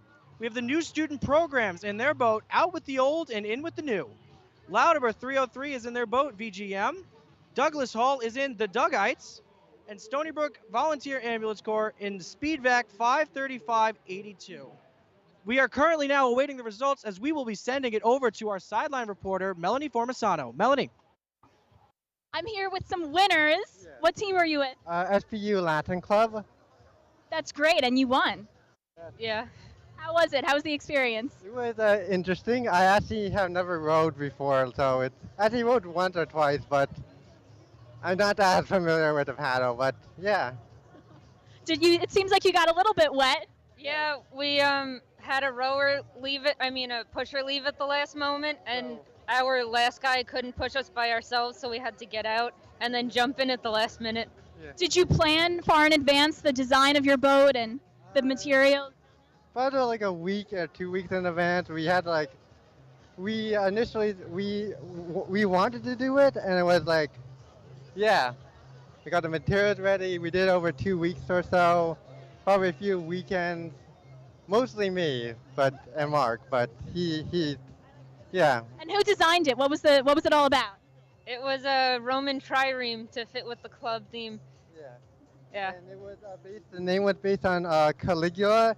It's because he infamously tried to invade Britain.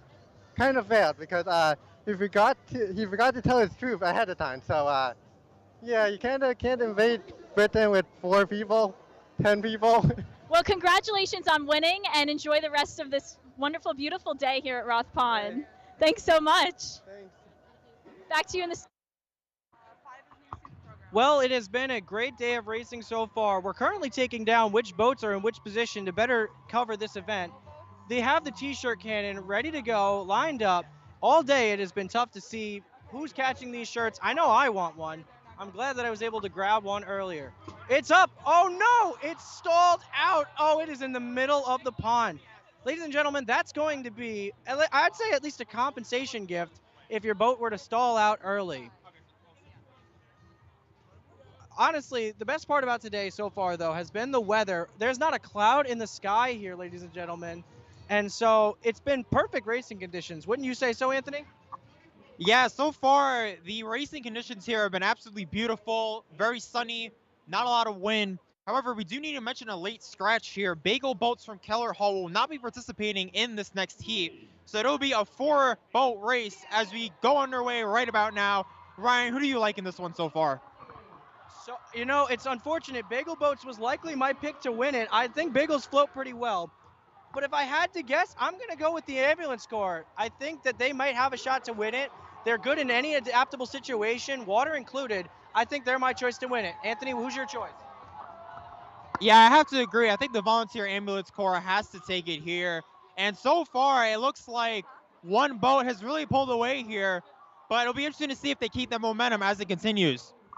They are absolutely demolishing this race. That might be the fastest boat we have seen all day long. It is the Louderber Hall boat. And it's interesting, too, because we've been talking about how good this Speedvac boat was going to be. But so far, Louderber Hall just taking the cake here early on. And it'll be interesting to see if they end up winning this one, how far they'll actually end up going in this competition. We are now currently looking at Spivak, though. No matter the fact that their boat has nearly sunk on them, they will never say die. They are continuing to do their job. But Louderber with an incredible finish there. Were we expecting that out of them? No, but like you said before, it's not about how you start, it's how you finish. And although they started off really well, they were able to continue it and go through with the momentum. So it'd be interesting to see, like I said before, if they're going to be able to go further in this competition. But great win so far early on here for Louderburg Hall. I gotta say too, that boat seemed like it was more of a yacht-sized boat. I think it could comfortably fit 4 people on there. Absolutely, but they got lucky. They're in the speedster division because of the 2 rowers, so it'll be interesting to see how that helps them further on. I guess it consolidates how many people you need to move around. The shirt that was fired into the water earlier was not claimed. It is still up for grabs, ladies and gentlemen, as this race is still going on. We have Spivak here. They look like they're getting closer to the finish, beating out their opponents there on the far side of the pond. It has been incredible to see these people running into the water. Anthony, we've talked about this at length before. How much money would it take you to run into that Roth Pond water? Oh, it's going to take a lot. Trust me. This green, dirty Roth Pond, I don't think anyone wants to sink in it. But unfortunately, that's just how it's been so far. So you'd have to give me a lot of money to make that work. If you had to put a dollar amount, what would you say? 500, and that's at the minimum. I would say that is a respectful number. I'd have to agree. Though we will note, ladies and gentlemen, the water level has been deemed to be appropriately safe for anybody to hop in. Though we don't recommend drinking it. I would never. How much money would that cost you? I don't think I'd be able to do it for any amount. $1 million? Maybe. See, that's getting more into the line of where I think I'd get it to. All right, well, at the end of this race, we're going to start to preview the next set of races. Anthony, you want to take it away on that? Absolutely. So for Heat 7, we have the Little Einsteins from Student Helping Honduras. We have the Aquatic Apes from the Undergraduate Anthropology Society. We have Delta Sigma Pi. Their boat name is the Delta Sigma Pirates. And we have Sanger Hall Council, also known as the McFlyers. Who do you like here early on so far? I got it. As a sailor myself, having that sailing team earlier, that background, I have got to give it to the Delta Sigma Pirates. Any boat with a pirate theme is going to win in my eyes. I mean, it's pirates. So you got to give it to them right there. As we're about to wrap it up and send it over to our sideline reporter, Melanie Formasano, with the winning team. Melanie. I have winners here from the 6th race, Lauterberg 303. Congratulations, first of all. Thank you. I saw your boat design. It's brilliant. You have 2 cylinders and then a little flat top on top? Yeah, so we basically watched a bunch of the videos from previous years of the races. And we saw that the main problem is water goes in the boats and it's over. So we thought the catamaran design would there's no way for water to go in the boat. So that's where we went from there. That's the idea. And so you didn't sink and you were way in front of everybody else. Yeah, we got no water on the boat at all. So you're really not that wet, huh? I'm a little bit wet, gonna be dry in 5 minutes, so yeah, we're good. Congratulations. So it was all about watching previous videos of Roth Regatta. Yes, definitely. That helped a lot. But this is your first? Yep. Are you gonna do it again next year? Oh yeah, absolutely. The catamaran design? We'll see. Yeah, we'll have to see. We'll have to see. Maybe we'll switch it up, or maybe we'll just make a 4-person catamaran. Could make 2. Could make a 2-person, a 4-person. Well, congratulations. Thanks again, and back to you. Well, thank you, Melanie. Again, we have been seeing our T-shirts getting fired here. After the last one went short for the water, we're now currently seeing that we got one that got fired far. We're going again to talk about these boats in the current heat. Anthony, who would you say is your current favorite to win? Right now, I have to say, I like the Little Einsteins. Listen, it's a childhood classic for a reason. And they seem like the underdogs going into this heat, and I think they're going to pull it through in the end. You got to love a good underdog story. Like the Mighty Ducks, it's all about, subverting expectations. People might not think of you very early on, but so long as you finish on top, that's all that matters. Anthony, what's your favorite underdog story?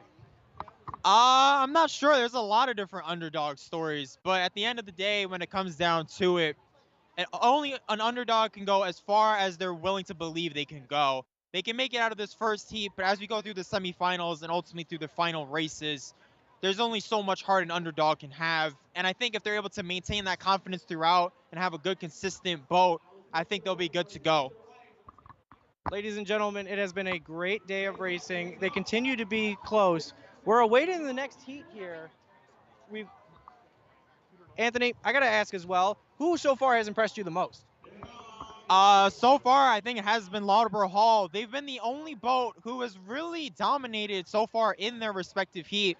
But listen, it's only one particular group of boats per heat. So it'll be interesting to see how they face other speedsters as we go into the further rounds and even in the yacht division as well. We are approaching the end of the speedster division as well. We have some great heats here early in the yacht division that we'll be going to. But right now, we're going to throw it over to Melanie, who's talking with more sailors as well.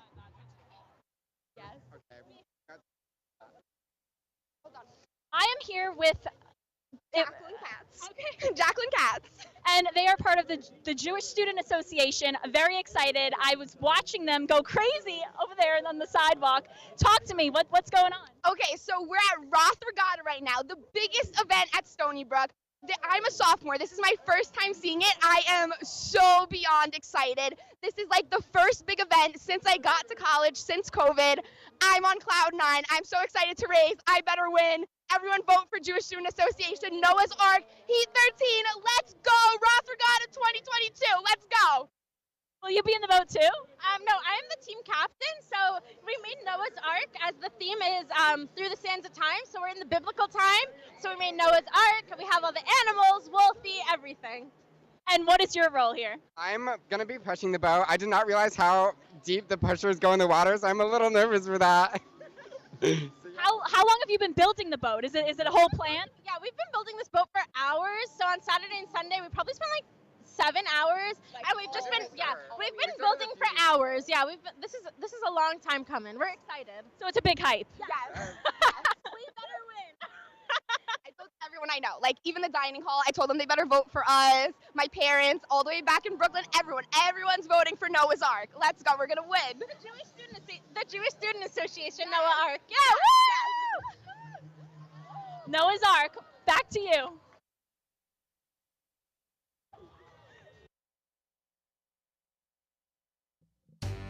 The School of Communication and Journalism at Stony Brook University, in collaboration with undergraduate student government, presents Roth Regatta Live, a race through time. This broadcast is made possible with generous support from Island Federal Credit Union is proud to be the official banking partner of Stony Brook University. Whether you're a student, employee, or alumni, Island Federal is here to help with all of your banking and lending questions. Visit islandfcu.com to learn more or to find your local branch. Bagel Express is proud to help support today's broadcast. Along with breakfast and their famous lunch sandwiches and paninis, Bagel Express is the official caterer of the Stony Brook Seawolves. To book your next party or catered event, call us at 631-675-2770. And Tropical Smoothie Cafe Port Jeff Station is proud to be the official smoothie partner of Stony Brook University. Tropical Smoothie Cafe Port Jeff is also now a Wolfie Wallet partner. We are located at 5120 Nesconset Highway, Port Jeff Station. Download our app and earn rewards points while enjoying our made-to-order smoothies and food. You're on Tropic Time now.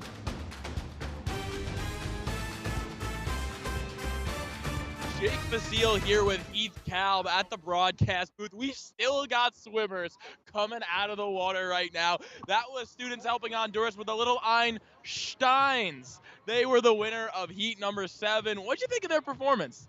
Well, Jake, first I got to say that's an accurate, German pronunciation there. Little Einsteins.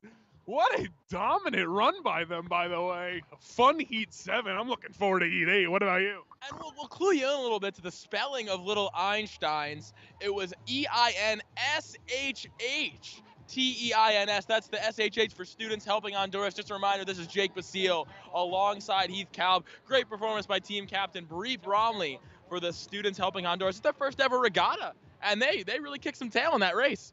Hey, you know what they say, beginner's luck. Am I right, Jake? In one of my classes, I read that beginner's luck is actually a fallacy. Well, we're gonna hand it off to Nikki Moret at the sideline reporter right now. Nikki? Thanks, Jake. I'm here with Brianna and Victoria from Students Helping Honduras. How was the race, you guys? It was amazing, so much fun. Like, there was a lot of good competitors out there, and I'm really happy we were able to bring it home today. So. How does it feel to be able to represent Students Helping Honduras? Oh, phenomenal. This is exactly what we needed. So Students Helping Honduras is an organization that fundraises throughout the year in order to alleviate the gang violence and poverty in Honduras. So it's really important that we have members, and this was good promotion for us. So I'm really happy. That sounds amazing. And how was the water out there? A tidbit chilly, but honestly, it felt good. It felt good. I didn't feel anything through the emotions, I'll be honest. So now that you guys have won, what are you going to do now? Win again. That's the plan. Well, thank you so much. That's been Students Helping Honduras. We're going to go back to the play-by-play with Jake and Heath. Back here at the booth, and we are underway. Heat number 8 has begun, and it's a dead heat out of the gate. The Viking-themed boat, that's Suite A03 SOOS. There's no meaning behind that name. They're trailing behind right now. Out in first, that would be Yatima Gyamfi, we believe at the moment. So beautifully decorated purple boat. Wolfie laying down atop the boat, and they are pulling away here, Heath. What a dominant performance by this purple boat here. I mean, this is honestly embarrassing for the Vikings. I am sorry, Vikings. And for the Vikings, it looked close out of the gate. They're going the wrong way here. They're heading towards the broadcast booth. Are we in danger here, Heath? I don't know. We're in the splash zone, though. Please, Vikings, do not splash us with that disgusting freezing water. Oh, we don't even want to think about the poor souls that have fell into that water today. And the Vikings, we feel bad for them. They got face paint on. They got decorated for this, and they are way, way behind. Just a quick question here for you, Jake. If you're that far behind, do you even bother finishing? Or are you just that embarrassed? Well, when they were heading towards the broadcast booth, I was thinking hop right off there and call it a game. But it looks like this was only a 2-boat race.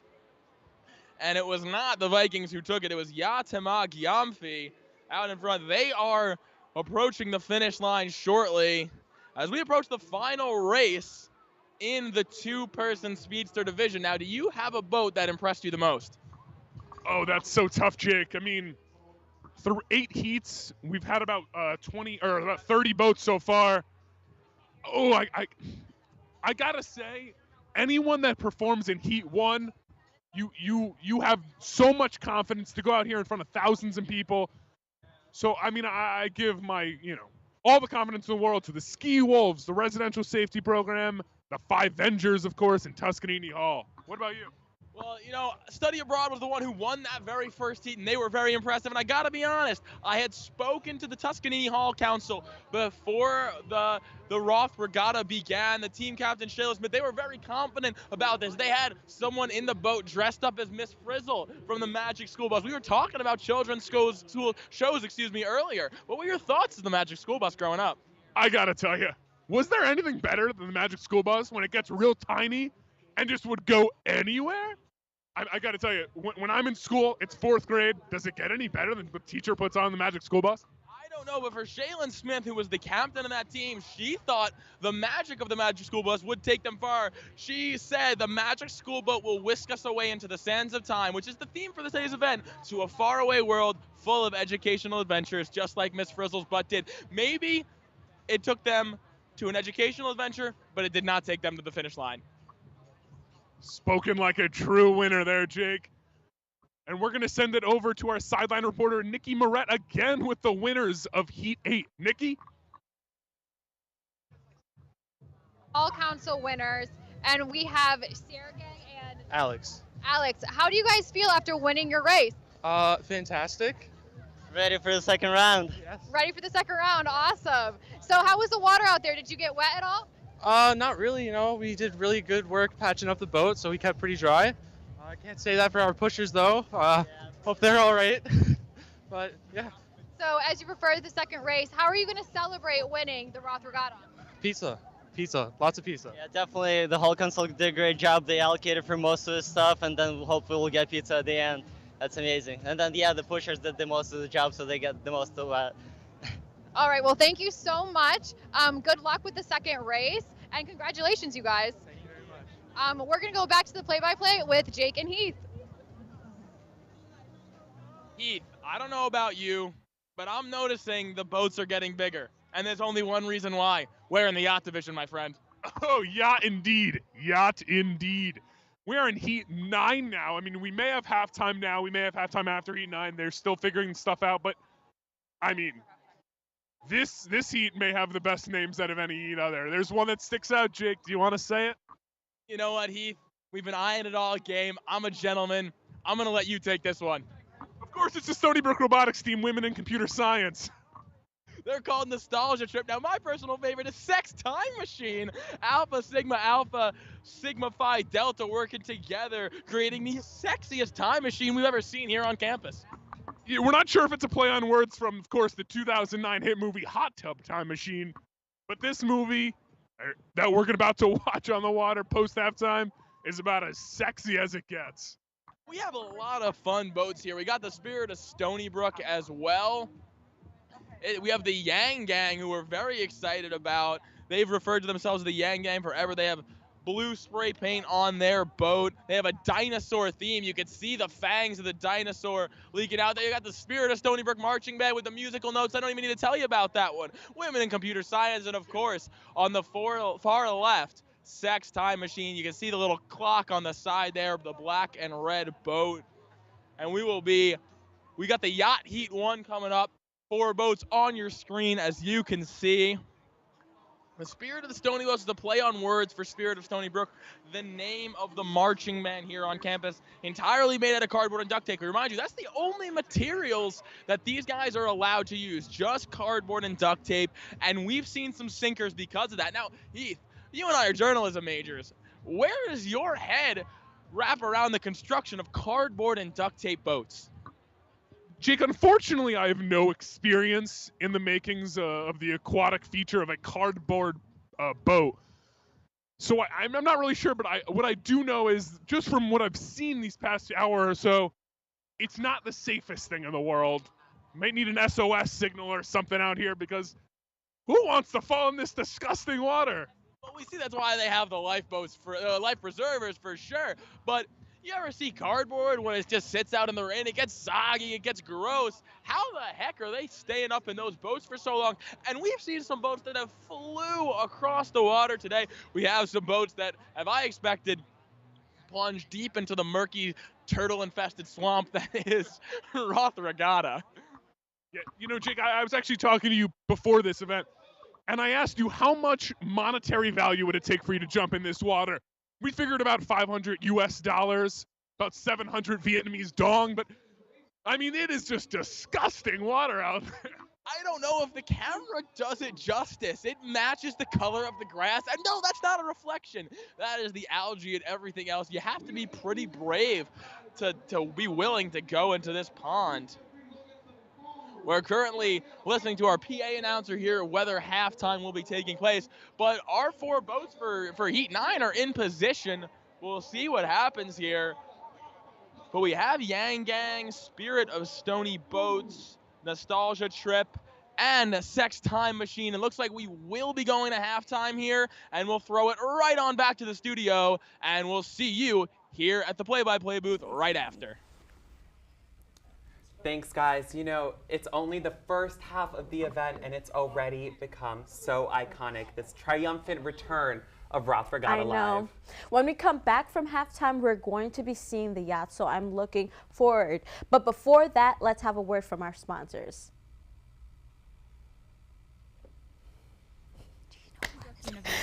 In collaboration with undergraduate student government, presents Roth Regatta Live, a race through time. This broadcast is made possible with generous support from Island Federal Credit Union is proud to be the official banking partner of Stony Brook University. Whether you're a student, employee, or alumni, Island Federal is here to help with all of your banking and lending questions. Visit islandfcu.com to learn more or to find your local branch. Bagel Express is proud to help support today's broadcast.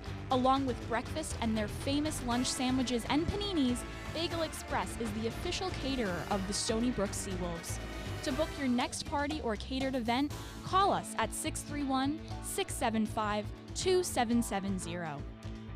And Tropical Smoothie Cafe Port Jeff Station is proud to be the official smoothie partner of Stony Brook University. Tropical Smoothie Cafe Port Jeff is also now a Wolfie Wallet partner. We are located at 5120 Nesconset Highway, Port Jeff Station. Download our app and earn rewards points while enjoying our made-to-order smoothies and food. You're on Tropic Time now.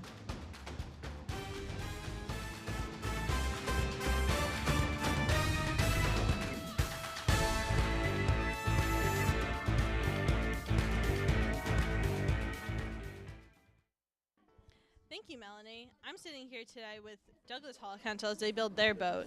I'm sitting here with Sammy, who helped orchestrate this whole thing. Hi. So can you just give a little explanation on how you guys designed your boat? Yeah, so we have a couple of engineering majors on our hall council. So they actually created like a whole blueprint to kind of set up the best construction so that our two rowers can have the best success as they travel Roth Pond on Friday. Awesome. So do you, in your professional opinion, do you guys think you're going to win? Yes, we need to have some confidence. I think we have the heart for it, so we'll see. Awesome.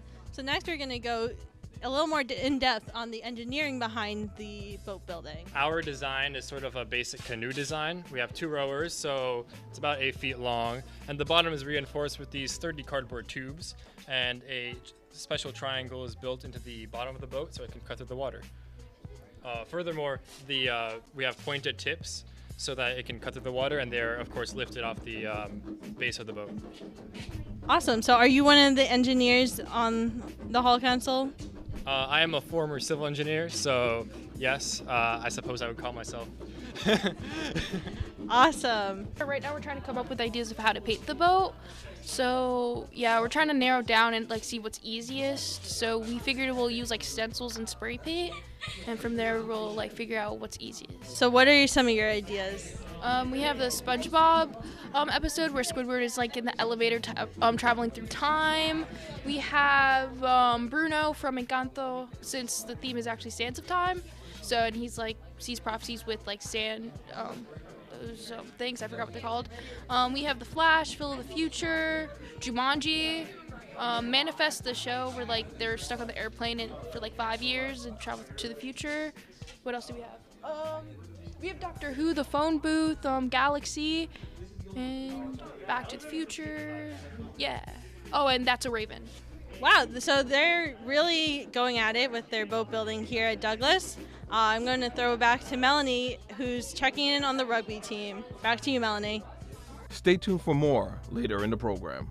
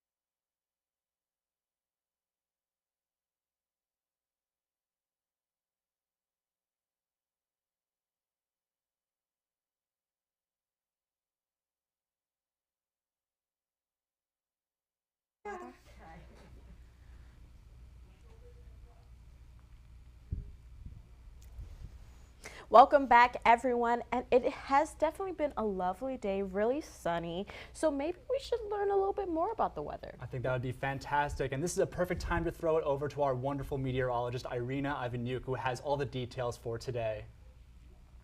Thank you, Chris. Well, Skylar definitely gave me the Roth Regatta weather feeling.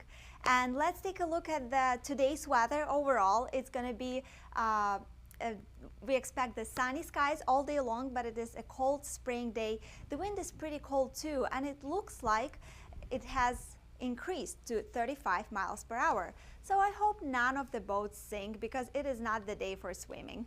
Happy floating, sea wolves. And if you decide to have the after event fun tomorrow, it is a great decision because the weather is going to be great. It's not going to be too hot or too cold. It's going to be mostly sunny with a high around 60s. Back to you. Yes, thank you so much. And now we're going to check on Melanie Famosa for more. Melanie? Thanks, Kat. I'm here at the house where the rugby team is building their boat. Let's go in and see what's going on. All right, so you guys are on the rugby team, and you've graciously invited me into your home to build this fantastic boat. Tell me a little bit about it. What's going on with it? Yeah, so we really just started getting going on this today. I'm not gonna lie, we are kind of, I guess, underprepared, if you will. But it's not about how you start; it's how you finish. And looking forward to this just being a great team bonding experience. We have some guys with a lot of experience doing this, like Evan, who had a fantastic outing his freshman year doing Roth Regatta. So ultimately, I'm just really looking forward to seeing what we're capable of. We have some schematics over here, and we're really although we're kind of late to the party, we do have a good foundation. Evan, tell me what's in your hand. Well, right here we're looking at some plans drawn up by our very own Jason. This kind of details where each of the rowers is going to be sitting in the boat. We kind of can't read them. We don't really know what's going on here. They're pretty good, though. We've just got a bunch of cardboard that we've kind of strung together last second here. We have more guys on the way, but I think what we're going to do is put together a pretty strong boat that is guaranteed to make it at least halfway across the pond. And where will you be during Roth Regatta? I'm going to be on the sideline, helping cheering my guys on, setting up the pushing movement. Our big problem my freshman year was that we were too heavy and no one could push us into the water. So we sat on the sidelines there for a second. So we're setting up a nice pod, going to get our guys sent off into the water, give us a strong advantage over our competition. And what is your idea for this whole thing? Are you allowed to tell me? Absolutely. So the theme of the Roth Regatta is Sands Back in Time. And so we looked at different historical events. We're thinking maybe like Washington crossing the Delaware. And then we thought maybe a little more accurately, we're going to do the Titanic. So it's going to be recreated as the Titanic in preparation that it probably will sink halfway through. Just go down. We're looking to get violins somehow incorporated into this act, maybe out of cardboard.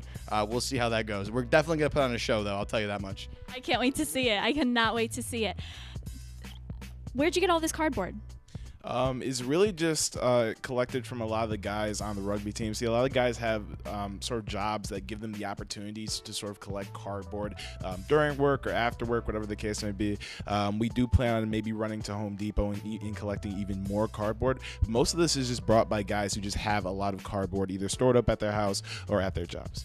We have guys out right now. We have a lot more cardboard coming. We have guys that are just like who work with like UPS or whatever, have like a bunch of boxes that they're going to be bringing over, and we have guys running out to get the black, the white, and the orange duct tape to recreate the Titanic. So once we have that, we think we're gonna be able to tape up kind of in this arc-like fashion, and then we're gonna install the smoke pillars or smoke stacks at the 3 spots of the boat to kind of represent more of the Titanic look. I think it's gonna look good. I think we're gonna give it. It's gonna look like the rugby team made it. I'll give you that much. Great. Stay tuned for more later in the program.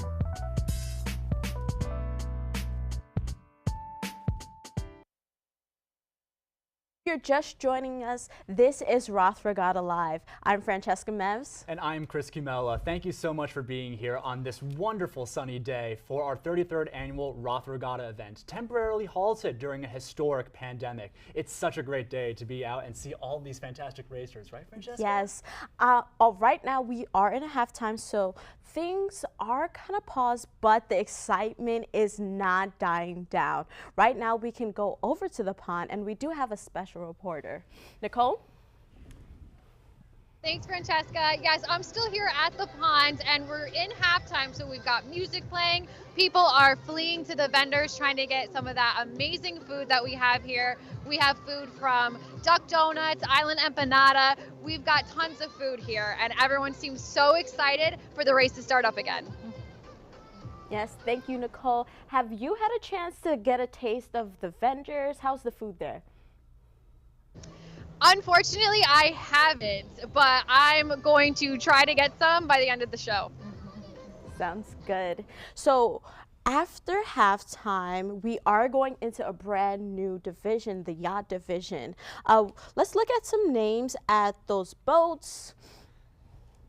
Yes, in the yacht division, starting up with Alpha Sigma Alpha and a collaboration of Sigma Phi Delta, we have the infamous Sex Time Machine on deck. I'm really looking forward to seeing how that goes. Followed up by the Stony Brook Robotics team and the Women in Computer Science. If there's anything that I know about our STEM majors here at Stony Brook, is that they are some crafty builders, so we're definitely bound to see some interesting creations over there. There's also the Spirit of Stony Brook Marching Band. They're usually not used to being in the games. They're always on the sideline motivating the players, but now they are the players. Right. And I happen to know a few people inside the Spirit of Stony Brook who have told me they were looking forward to this event, especially since it's postponed last year. And I can't wait to see them and cheer them on from our studio. Absolutely. So speaking about these contenders, why don't we go over to our play-by-play?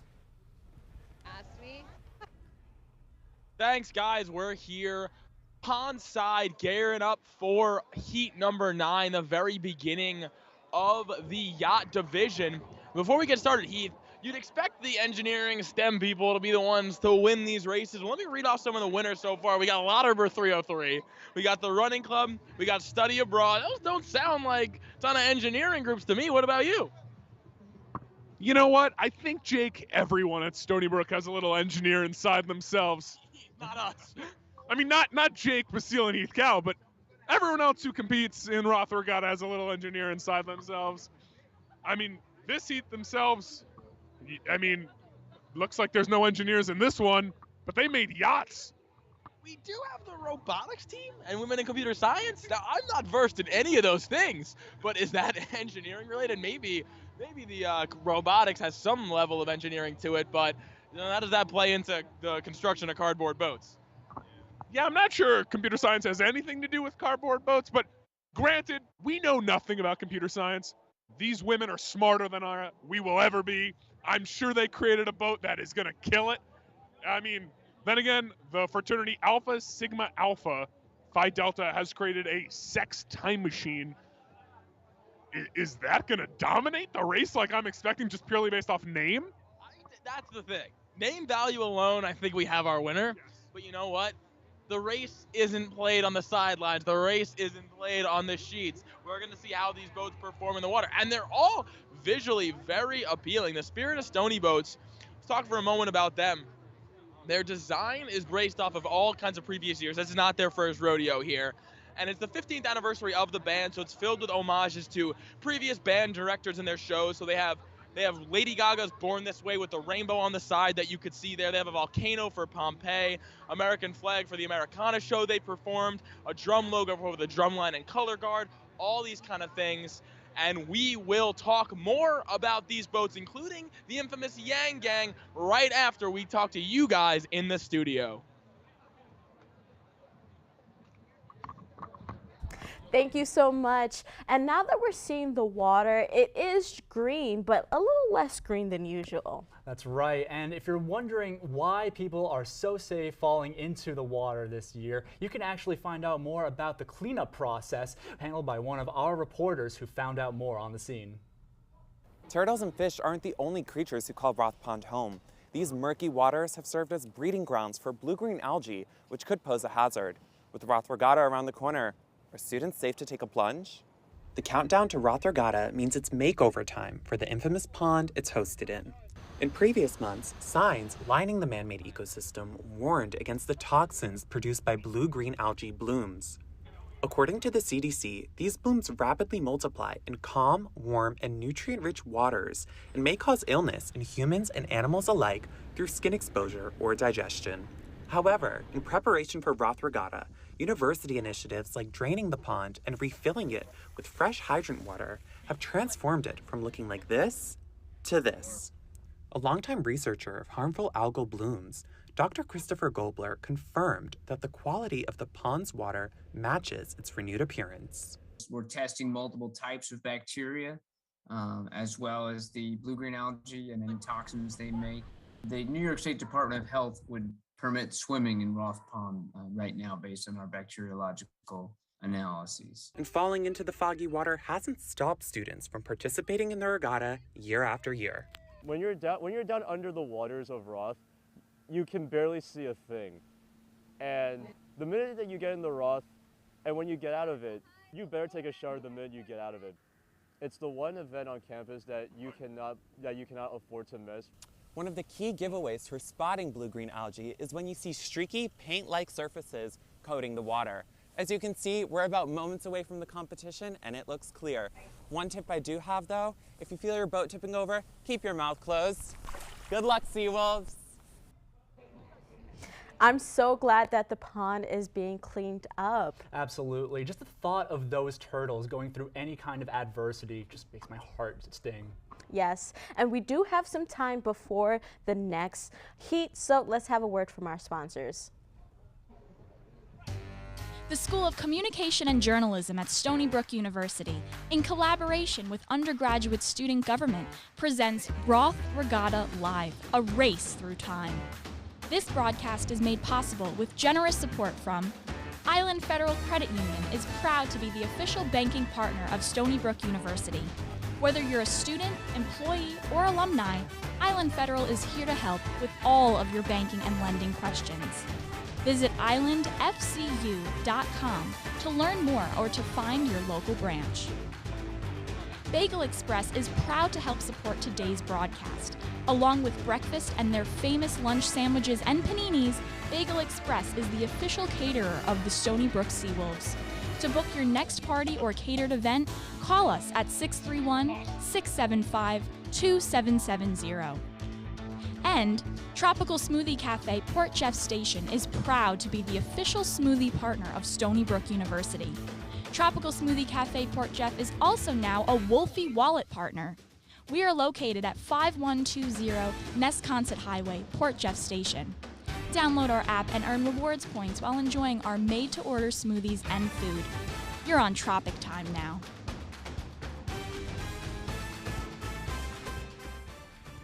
And welcome back. We are going to see some more exciting coverage today as this Roth Regatta goes on up until 5 p.m. So if you're just joining us now, I'm Chris Kimella. And I'm Francesca Mevs. And let's go over to our play-by-play to see what's happening by the pond. Back here pond side, Jake Basile alongside the maven of mitzvahs, Heath Kalb. Heath, I know you have some stuff you want to talk about the Yang Gang. Look to the right, dinosaur boat. Tell me what you got, Heath. Thank you, Hebrew Hammer Jake Basile. I just want to talk about one of the boats in the yacht division right now, the Yang Gang. Of course, Yang, the colorful building next to Westside Dining.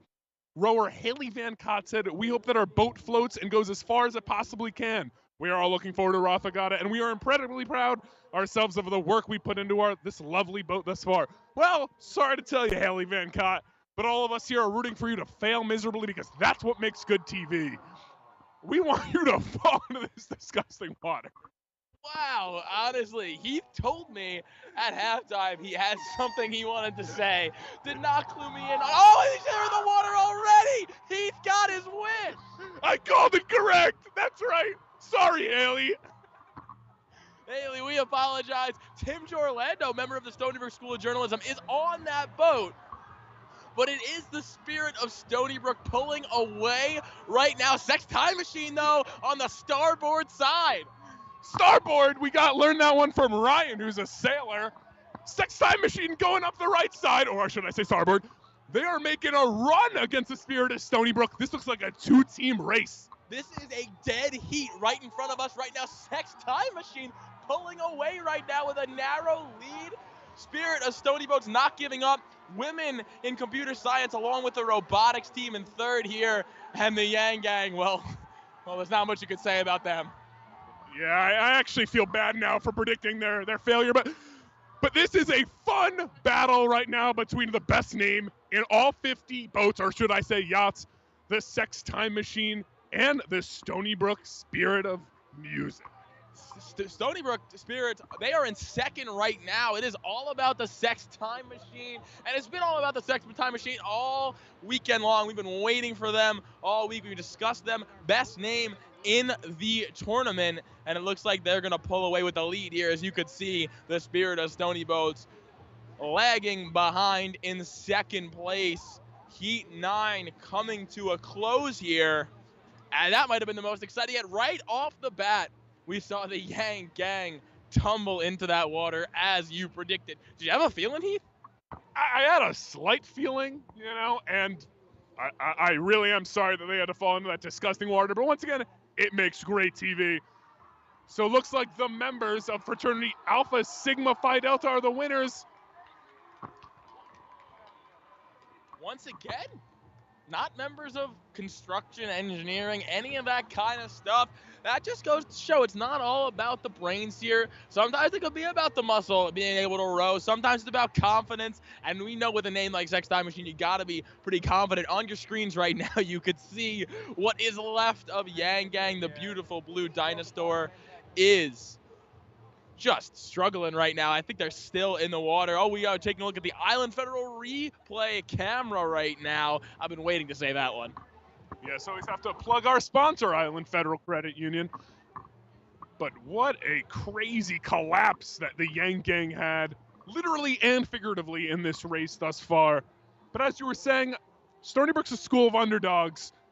But can you really be an underdog with the name Sex Time Machine? I mean, that takes a lot of chutzpah and confidence to come up with a name like that. Yeah, in no world were they underdogs. We kind of had them pegged from the start as the winners, and they will do just that. We see the next boats marching along, getting ready. People are really excited. You're on your screen. We got a gentleman dancing across the front. Look at him right there. That's the excitement of Roth Regatta. Everybody's happy. We're back. You look around, and it's a beautiful scene, especially after the last 2 years, what this campus was like during the pandemic. This is just a beautiful reminder of what happens when Stony Brook Seawolves come together. I mean, look at this scene, Heath. What do you think? Fans on their feet. Everybody having too good of a time right now, Jake. How can you not dance with this music and sun and beautiful weather? And the best college event in the whole country, I should add. And that'll do it for us for just now. But we got a Shrek boat coming up soon. Get ready to hear all about it right after we give you to Maya Brown at the sideline. We're waiting for you to throw. All right, I'm here with the winners of this heat. So tell me who you guys are. I know you're a combined fraternity and sorority. My name is Hannah. My name is Tenzin. My name's Ariba. My name is Ian. We are Alpha Sigma Alpha and Sigma Phi Delta. All right, how do you guys feel winning this heat? We knew we were going to win from the start. Easy. No competition. Easy. No competition out there. What about the mindset? Come on. And why is it called Sex Time Machine? I need to know. It's just that type of day, man. Okay, got it. So are you guys excited for the semifinals? Yeah. We're going to win again. What strategy did you guys use? Row your boat. That's it.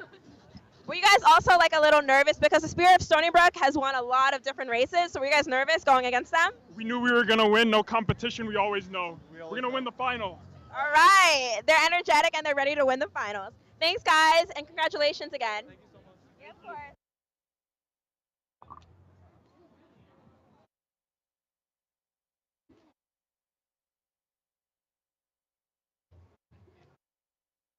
Back pond side, you know the names, Jake Basile, Heath Kalb. Do you see the Shrek boat? We know we do. Very excited all day long, waiting for the Stony Brook crew, the USS Funky Town. Tell me what you think about that name, Heath. Well, when we talk about favorites and underdogs, do you get a more dominant favorite coming into a race than the USS Funky Town? This is literally the crew team. This is what they train all year round to do. And, of course, they have, Shrek, who I love, on the front of the boat. The name of the boat is, of course, an ode to the song Funky Town by Lips. It wasn't one of my favorite songs of all time. And the theme of the boat is Shrek Forever After. Not Shrek 1 through 3. It's Shrek Forever After because in that movie, Shrek travels to an alternate universe where he was never born. So it plays into that time travel, bending through time kind of notion. And the boat consists of 4 novice rowers from the SBU crew team, and they refer to themselves as the Dream Team. A lot of confidence. We'll see them soon. But first, Maya Brown at the sideline. One of the people that was literally swimming inside the water. Tell me how you felt. The boat was broken to begin with, and my weight just kind of like snapped it in half. But I couldn't let the team down, so I just kept going. You surely did. And were you scared to be in the water? You were really in there. Your face was touching it. I've been in worse lakes. It really wasn't that bad. Okay. And what does your team think about, how you guys did in the race? I know you're Yang Gang. I mean, I got in the water, but my team was dry, so I think we're glad we made it to the end. Are you going to shower like immediately after? Definitely. Yep. Well, kudos to you for going into that water and really pushing through. So thank you. Yeah, of course. Have a great day. Thank you. Pond side, Heat 10 beginning soon. That was a representative of the Yang Gang we just saw. Even though they lost, you gotta admire the courage of anyone willing to take a deep dive into the water. We talked about the amount of money. We got cut off a little bit. We were getting around $500 to take a dip in this lake. Are you sticking with that number after today? Honestly, I think the price might go down. Now that I'm seeing all these students be so willing and able, why not? I'll do it for free. Listen, for the sake of entertainment, I don't know. I think my suit matches the color of this pond. Look at the energy at the starting line here. The Island Federal Roth Regatta start. Lots of energy. T-shirt tosses going on. They got the official T-shirt toss gun that you see at stadiums. One of the T-shirts did land in the water. Now, would you be willing to wear that? Well, first I'd have to dive to the bottom of this pond, of course, but I just want to shout out one of the 4 yachts, I shall say, in this race. Mount D22, the OOS yacht. Most buildings create their own yacht or boat. This is a room. This is a room of 6 guys who have the guts to do it themselves and build a yacht. Yeah, that's, like we said, we get everybody here. It's not just clubs. It's not just teams, not just official organizations in campus. Sometimes you just get a few buddies from your dorm room. You say, hey, let's do this. It did not work out for Yang Gang. We do know that. But hey, Lauterbur 303, they run the race. They won the race earlier, so why not just an ordinary group of friends and the Shrek boat, the USS Funkytown, off to a really rocky start, as well as the Back to Watsy Killers. And we got the CSSA in the lead, the Chinese Students and Scholars Association, who I spoke to before this race, and they said, we're gonna take this thing, and it looks like that right now. Chinese Students and Scholars Association, the CSSA, are like a well-oiled machine. They're halfway down the pond, and it's been 10 seconds. The other 3 yachts are not even competing. I mean, they have not even gotten past the 15-yard marker, I shall say. Yeah, the USS Funkytown is not feeling so funky right now. Shrek taking a dip right now. You know, he always said this is his swamp, and I guess he's taking that literally right now, taking a plunge. Back to Watsy Killers. They're probably going to end up in second place, but that's a far away second place. It was the Chinese Students and Scholars Association that might have put on the best performance thus far. They absolutely flew. You saw them, had the Great Wall of China, the skyscrapers from Shanghai, a beautifully decorated boat. Red, yellow, black, tons of great colors on that boat, and they looked as good as they performed right there. Moment of pride for Chinese students everywhere. I mean, it doesn't get more dominant than that. It really was. Very impressive. I mean, we are looking at Shrek on the other side of the pond. They are trying not to sink. That is funky indeed. And if you look at Mount D22, they have not given up yet. They are trying. That's a raft, first of all. That's not a canoe. That's hardly a boat. It was just a plank of cardboard that they decided to test out in these waters. You can see they could barely fit on it. It looks like Jack and whoever else at the end of Titanic there are all just trying to fit on the same metal plank. Yeah, it's a sad scene there for them. I really do have to acknowledge the dominance, once again, by the CSSA. They will win Heat 10. And as far as the other 3 competitors go, you know what? It's a fun time. It's not all about winning. Sometimes just be goofy and have a fun time. Or shall I say, be funky. That's right. And like you said, you see these students so willing to go into the water. It does make you think maybe the price tag isn't really that high. Maybe it's us journalists always feeling the need to cover events. We don't want to really get our hands dirty on a day like today, but kind of makes you jealous. You're seeing all the people having the fun in there. You kind of want to be a part of it, even though we talked beforehand about how gross this water is, and there's no changing that. But look at the Mount D22, the OOS team right now, trying their best to keep on going. They may have lost, but they're still winners having a good time. I think Mount D22 is going to break the record for slowest time ever, and the crowd is rallying around them as they do not give up. I want to start hearing a Mount D22 chant. Stony Brook students here are cheering them on. I mean, they are paddling like there's no tomorrow. Respect to them. There's no give up in Mount D22. No, and the crowd loved it. The crowd, as they roll down through, they're giving respect here on the Island Federal replay cam. You could see the effort they're putting in. Shirts absolutely soaked. Life vests coming in handy here, even though we did find out beforehand the pond is only about 5 feet deep at its deepest, as we did have a little bit of a rocky start very early in the morning when a tent made its way into the water. Looked like a bad omen at the time, but the day has gone swimmingly since. Swimmingly indeed, Jake. And a seat 11 has been ready for minutes now. Mount D22 is not giving up. They're not going to go out without a fight. They know they didn't win, but they're not stopping, and I respect that so much, so much. No, Mount D22, they built a boat, or a raft rather, for the Roth Regatta. They're going to get their money's worth. Why not ride from start to finish? These guys will just have to be patient. I'm sure Heat 11's geared up, ready to go, taking that time to mentally prepare for what will be fun. It's hard to believe that we're already at Heat 11. I mean, this is crazy. We still got lots to go. We still got some championship action coming soon, but we got to finish off the yacht division. Yacht division has been going by so fast. I mean, after halftime, it's just been flying by.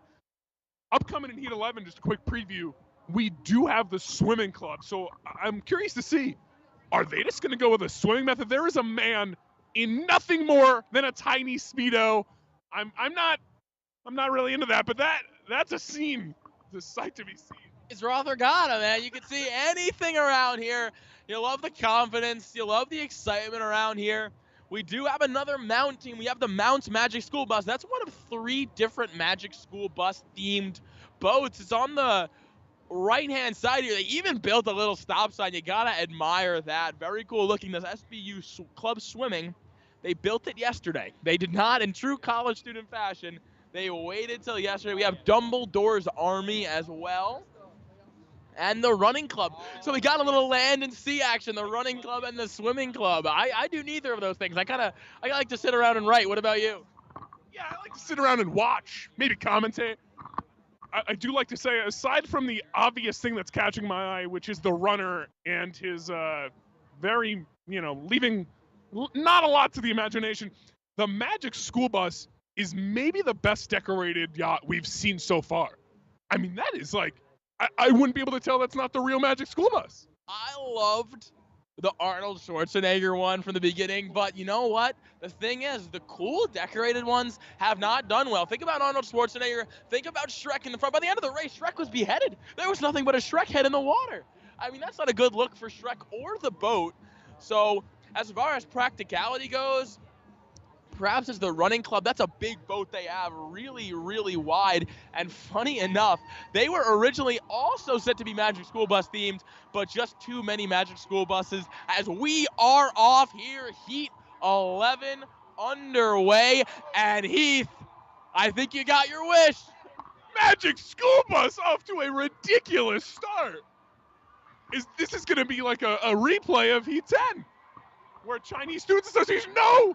Never mind, Magic School Bus is headed right towards us at the broadcast booth.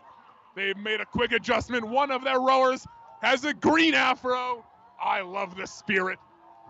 And, I mean, if you look to the right, it is nothing but a sea of orange vests. All the other boats have gone defunct immediately. Another Mount College boat has found its way to the bottom of Roth Pond. Not ideal to represent Mount College, but once again, they are having fun. The swim team, ironically, going to be doing some swimming here. I do recommend for the runner with only the Speedo on, who has fully immersed himself into this water, I recommend a chemical shower, because this water is not clean. Please clean yourself up. They are now trying to swim to the end of it, as it looks like we already have our winner. This was over in a heartbeat. And the second Magic School Bus themed boat, and I don't believe the last one we see, that is Mount Magic School Bus, a much better performance than the last mount boat we've seen. Swimming club, not much to show for themselves. Dumbledore's Army, the same, and the same for the club running. Perhaps should get themselves more acclimated to the water for the running club. I'm sure if this was a foot race, the running club, they're a pretty good candidate to win. I don't think it gets better as a candidate. It is funny to see all of these racers just stuck in the water swimming. As we're going to send it over to our reporter, Maya Brown, on the sideline with the winners. Maya? Hi guys, I'm here with the winners of the latest heat, the Chinese Students and Scholars Association. How do you guys feel about winning? And what was your vote about? What was it called? What was the theme? We just call it by using our club's name, CISA, which stands for Chinese Student Scholar Association. And then the theme is the ancient China, time travel to the modern China. So from our boat, you can see the Great Wall on one side with the traditional architectures, and on the other side, you can see the rockets, the spaceships, and then the newest, what is that called? Train? Yeah. Wow, that's so cool. And how did you guys feel having 4 people on it? You know, did you guys like trust each other, teamwork? What was your strategy? Yeah, we practiced a lot of time before the game. Like we spend like after class time, like we train, practice in the court, like under the recreation center, spend a lot of time and put some effort in it, and we did it. We have strategies. Yeah, we used our past experience. Yeah. Were you guys afraid of like sinking, of the boat sinking, of getting wet? Were you afraid of falling into the water? Not really. Sorry, what did you say? Afraid of like falling into the water? Yeah, because like the pusher needs to go into the water, and I really like worry about I'll be in the water. So, but finally, like thanks for the pusher, we gonna to make sure we can go in the right way. Real All right, thank you guys so much and congratulations. See you in the semifinals, of course. All right, now we're going to bring in another group of winners. Oh, these actually aren't winners, but they're winners at heart because they kept going in their heat. They kept going in their heat. They didn't win, but they pushed through, and you can see their props. Shrek, they did Funky Town. Tell me about your boat. Why did you choose Shrek? Oh, here you go. Well, we have a lot of Shrek movie nights with the crew team, and so we thought what was like other than perfect than Shrek for our team. So, how long did it take? Yeah, come on in. How long did it take you for you guys to build your boat? several days, Yeah. I think. Yeah, it was a struggle. Got it. Like we were a little time constricted because we had a very limited space, but we made it work. I love the props. I love the ears. I feel you guys definitely went all out, and the creativity is really there. And what strategy did you guys use when you were rowing? Protect Shrek. Protect Shrek. They protected Shrek. They protected him. I love the theme, guys, and you guys really pushed through. What would you say to your group next year? You know, when they do this all over again? Get some tubes, maybe. Yeah. Get us some more get more duct tape and cardboard. The lesson learned is we just stick to rowing the boats and not building them. Got it. Well, thank you guys so much, and congrats either way. Thank you. Of course. Thank you. All right, now we're going to go over to play-by-play to hear what's going on. And back in the play-by-play booth, my name is Anthony Leon. Joined alongside me, the lovely Ryan McGill. Right now, we are in heat number 12. There are only 3 boats in this heat. Tiggy to the Future by Client Support, Do It. You have the Newman Catholic Club and the Urvosaurus Rex from Irving Hall. Now, Gershwin Hall was also supposed to be in this race as well, but their boat was a little too big, so they're going to come on a little bit later. Ryan, very close race so far. How do you think so far?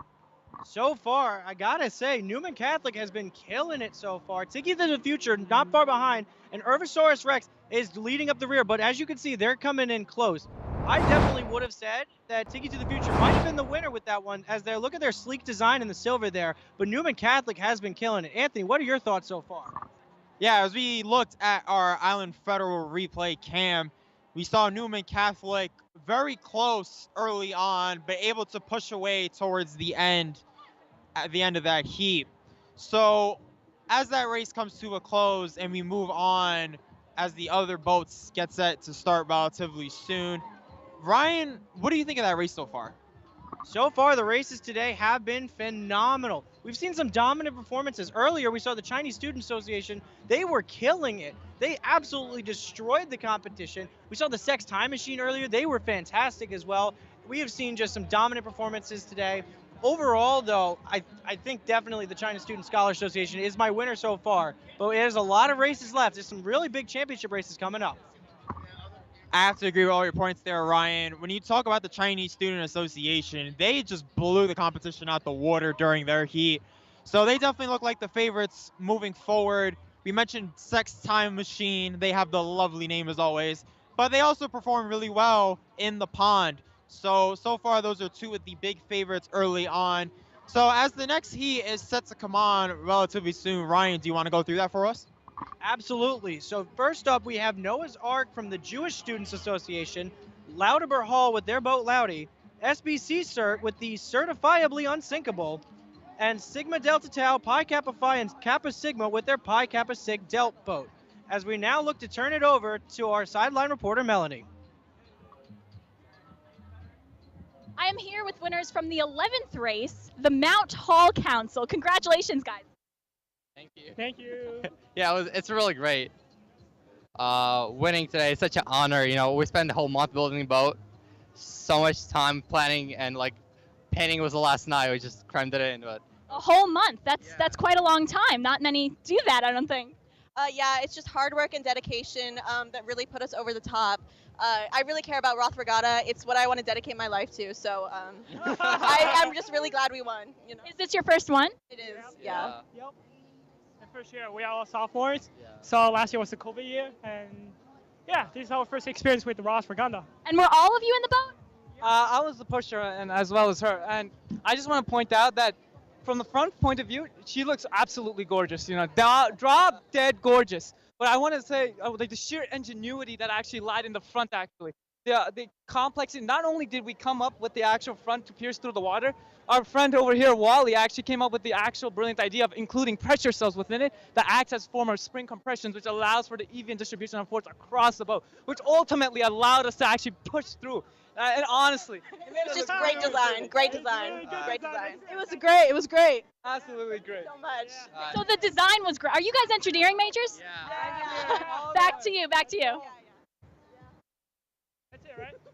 My goodness, so many great sea vessels out there today. I don't even know where to begin with my favorite, but I have to say, Sex Time Machine really Yes. making moves out there. I think Sex Time Machine was a crowd favorite, and it's even more amazing that they were able to win and live up to their legendary name. Right, right. And as we have seen, even if you are in the water, it doesn't mean that you are out of the race. We saw Yes. some incredible competitors still going, flipping over their boats, using whatever resources they could just to cross that finish line. They were trying their best to stay in the race, and they really stayed in our hearts. There was Shrek. They even had the ears. We could see even the Shrek head peering above the water, and it really was amazing seeing them paddle and go really, really hard. You know, Shrek was one of my favorite childhood movies. Of course, I have a bias when he went down, but I still loved they kept the paper mache head intact. Now, to see more about what's happening out on the field, let's take it back to our play-by-play team for some more exciting coverage. Thank you for those updates. Back here at Roth Ponds, as the boats are ready to start, you have the Noah's Ark to your left with the beautiful blue star, SBU Sea Cert in the green, and you have the Titanic in the red and black. Ryan, who's your favorite here going into this one? I can't give it to the Titanic because we know how that sailed before. If I had to guess, I mean, Noah's Ark survived historic flooding. I mean, you can't get much better than that, especially when you're looking for a cardboard boat race. I got to give it to the Jewish Student Association. Now, keep in mind, this is the second Noah's Ark in Roth Regatta so far. It'll be interesting to see if they have some success here today. For me, I have to go with SBU Sea Cert. They're definitely one of the favorites going into this one. And Brian, I know you're on the rowing team. Do you want to go through some of the technicalities our viewers at home should know when it comes to boats? I'm going to issue somewhat of a correction there. I am on the sailing team, as I see your disappointment on that one. I will say, though, some of the things you have to keep in mind: the front of the boat is the bow, the back of the boat is the stern, the left side is the port side of the boat, and the right side is starboard. So when we say some things like starboard side, that means the right side, and also the hull of the boat is the center console. These boats look like they're getting ready to gear up to get out. Thank you, Ryan, for your sailing expertise. So the boat's going into the water right about now. We have a bit of trouble from the second boat to our left, but SBU Sea-Surt quickly in the lead here as it looks like it's going to be a runaway. Ryan, what do you think of SBU Sea-Surt's performance so far? Sea-Surt is absolutely demolishing it. The Pi Cap Sig Belt boat looks like they're turned around, but look at Sea-Surt go! They are absolutely speed demon this crowd. Oh my God! Noah's Ark is in the back. I would never have imagined that. They look sturdy, but they are not fast whatsoever. Yes, and with Noah's Ark, you can see Moses and the animals trying to turn their boat in the other direction, falling behind very far, but it's been a one-boat wrecking crew for SBU Sea-Surt, and it looks like they're going to dominate this heat so far. And as we move on in this competition, do you think they're a team that you should watch? Oh, anytime someone puts on a performance like that, is so far ahead of the competition with absolute room to spare to do some donuts if they really wanted to, you have to imagine that they're a good finalist for the later competitions. Now, I might say as well with Noah's Ark, I forgot that in the Bible, they had so many animals on board, it wasn't meant to be fast. It was just meant to withstand the floods. You know, I really should have made a better analysis at the beginning. Most definitely a little bit of a correction here. That was not Moses in the boat. That was someone else. However, with that being said, we are going to see what happens at the end of this race as the other boats kind of pull into the side. Noah's Ark, as you can see on your screen, still a little bit behind the Titanic. However, SBU Sea-Surt, the dominant winners here in this heat. Ryan, overall, what do you think of this team's performance? Well, these performances have been great. Again, you wonder, oh, we just had a boat go down! The Titanic is sunk yet again! Oh my God, there's not even an iceberg in sight, ladies and gentlemen. This was just of its own accord. It has capsized, ladies and gentlemen. We have a capsize here in Roth Pond. The School of Communication and Journalism at Stony Brook University. With the Titanic falling once again, it just shows history repeats itself, and the Titanic sinking once again as the boat continues to be flipped over. But nevertheless, they'll make it eventually as we move on, as the other boats are set to start relatively soon. Well, ladies and gentlemen, we are being told that the Titanic boat intended to flip. I guess it's a callback to history right there. I gotta respect that, you know? Even if your boat design was great, but if you don't win the race, at least go out in style, wouldn't you say? Absolutely. If it's intentional, that adds even more meaning to the history of the Titanic, a very famous boat in a very famous movie off of a very famous expedition. So as you can see on your screen, the Ever Gershwin, we mentioned a little bit earlier, they were not able to compete because as you can see, their boat is absolutely massive. And do you think that size will help to their advantage? You know, I have seen very large boats in my day move very, very fast, but I must say, that thing looks like a hunk of junk. My gosh, that boat does not look like it will move fast at all, in my personal opinion. As a sort of water expert on the aerodynamics of how boats move, I personally cannot say that. If you see it, we can't see it right now, but from our point of view, it's wobbling something fierce. I would be very, very scared of hopping in that boat. That thing looks like it might collapse from the wind alone. Yeah, I have to agree with you, Ryan. That boat looks super flimsy, and I don't know how in the world that we're going to be able to stay on the water. Nevertheless, as we go to the next set of boats here in this next heat, Ryan, tell us what those boats are. Currently, we have the American Institute of Chemical Engineers, the men's rugby team, the Friends Club as well. It is going to be an incredible heat here. There's only a few boats, but we're looking at 4 right now. This could be something interesting, as we are currently going to send it over to our sideline reporter, Melanie, with the Sea-Surt team who just won. I'm with the Stony Brook Emergency Response Team. They won. Very exciting. Congratulations, guys. What was the plan?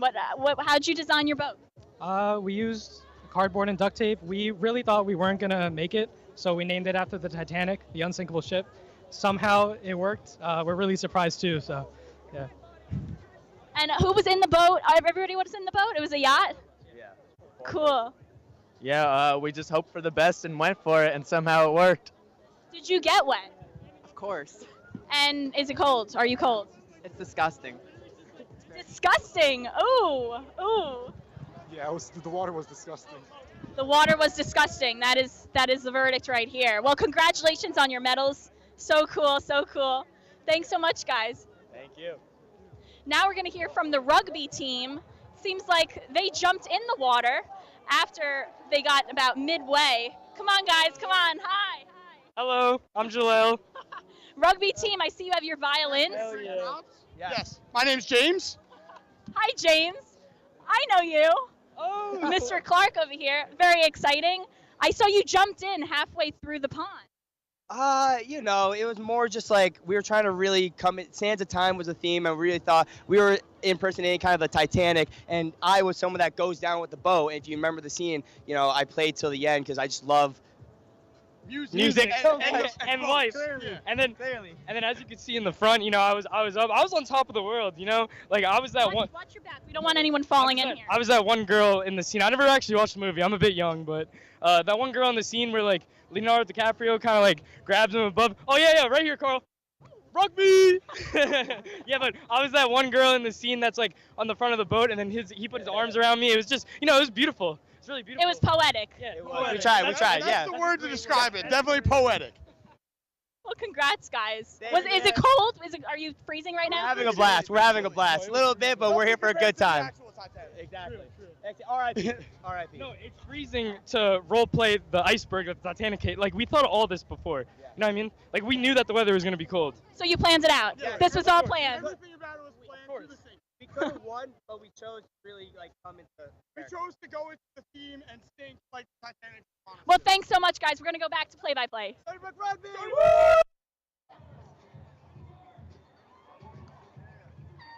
As Heat 14 just sets to go underway, we have the Chem E boat to your left, the Island Boys, whose boat is having some difficulty right now. We have the Empress in Forbidden Place, who had to leave for a moment, but a tumble and a fall over from the little tugboat that could. No one really having the lead here early on, but so far, Empress in Forbidden Place in the lead. This is an absolute bloodbath of boats here, ladies and gentlemen. These boats have flipped over at the start, but as you see here, approaching us, we have the Empress in Forbidden Places. They are absolutely killing it. These girls are wilding out right now, absolutely destroying the guys in this competition. Anthony, how have you seen girl power play out today?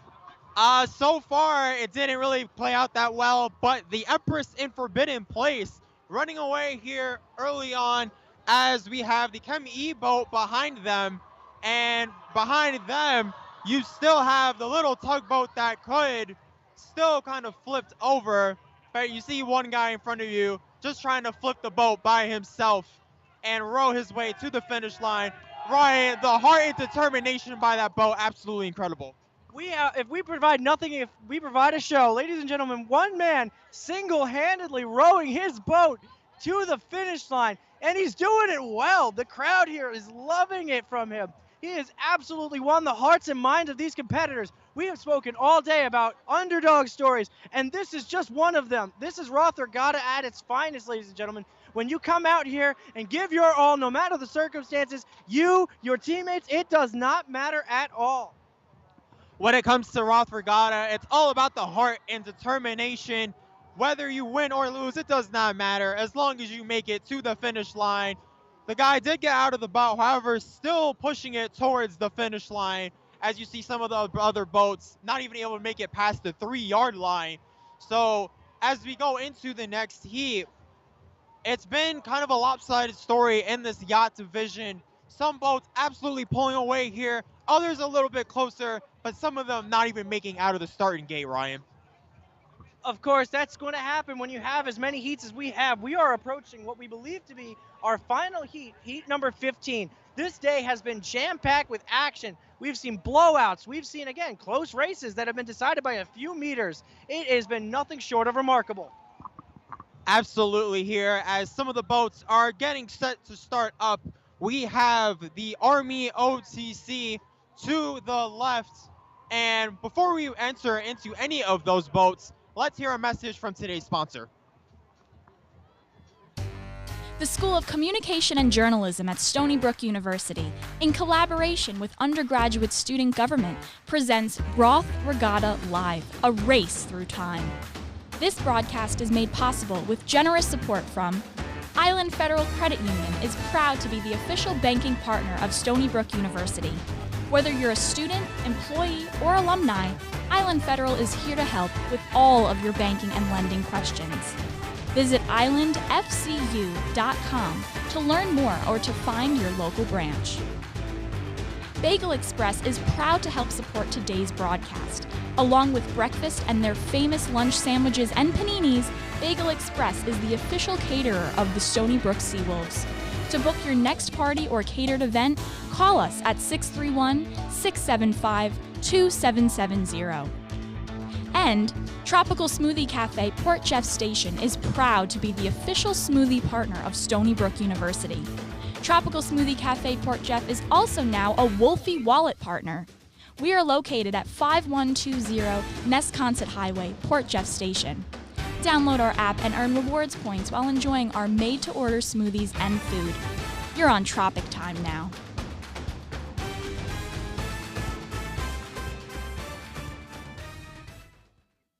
I'm here with the winners of this past race. They're all friends, it seems. Congratulations, guys. What made you want to involve yourself in Roth Regatta this year? Actually, we saw this event on this Monday, and we just spent 2 days to build this boat. Yeah. So just 1 week, you built the entire boat? Actually, 3 days. 3 days, and you won. What's your secret? We just put a lot of tape on it and make the big boat very wide. So yeah, and this is so it distributed the weight evenly. We actually did some research on it. Like we are looking for some formulas that we can like increase the floating power ability, and then like we have like 4 layers on the ground, and there's like 1 layer was totally empty and has like some folded board, which it can like create more spaces. So yeah, that's how we can like at least float on the floating on the water. Did you get wet? Yeah, I did. And are you freezing? How's the water?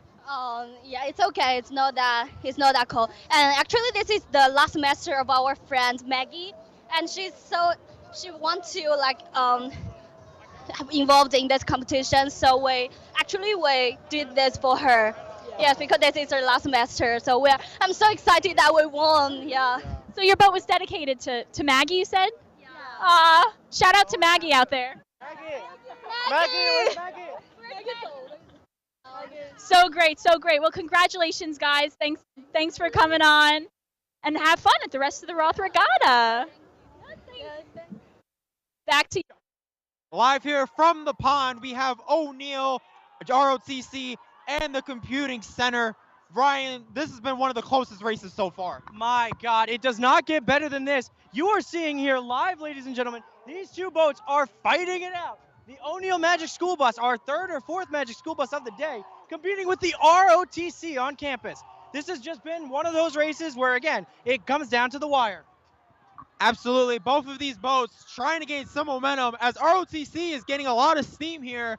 The Magic School Bus going in the wrong direction. It will be an interesting finish here down the stretch. Magic School Bus seems to be running out of gas. They're going for him right now. Oh my God, we have a one-on-one race here for the finish.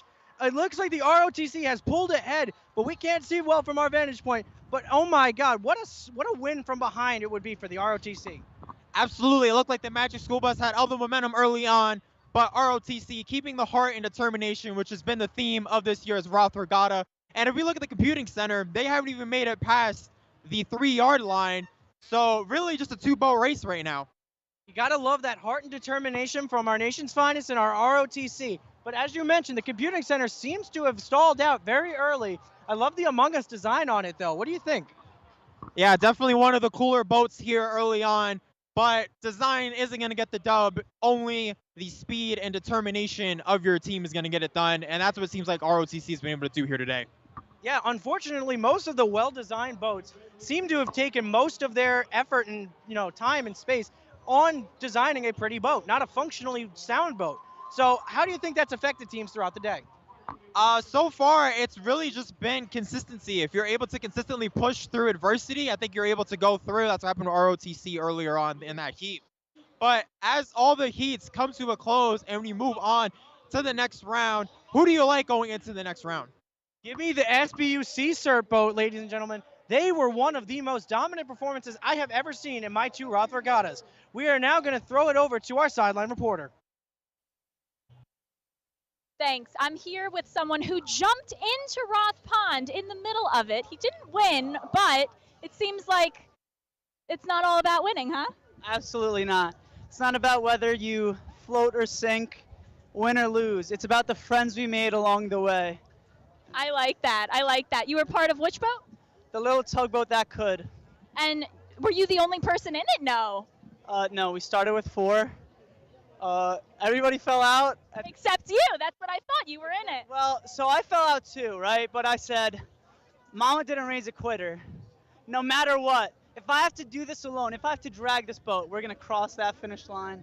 So I got back in the boat, and with what was left of it, I just went. And then... Is this what's left of it? This is what's left. This is all I have. Probably, no cap, like 10 hours, 12 hours of like duct taping cardboard to lose and to have this white circle. This is all that's left. Are you going to make that into a shrine? Absolutely. Absolutely. 100%.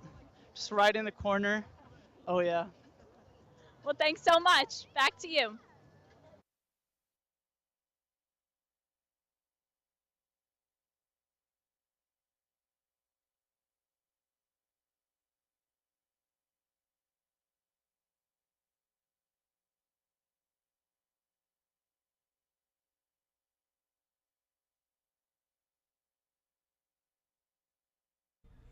Welcome back to the studio. I'm Kat Percacci. And I'm Justin Mitzelmaker.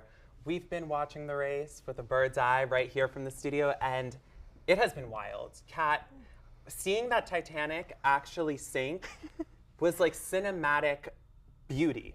Honestly, it was kind of symbolic. It's almost as if they were trying to mimic what actually happened. Right. And, you know, the only thing we're missing today is Leonardo DiCaprio to come save the day. But, you know, maybe next year. Maybe next year we can spread it out, get Stony Brook Media Group a little bit more global, which is what we're trying to do with every show. All right, we're going to throw it back to the play-by-play. All right.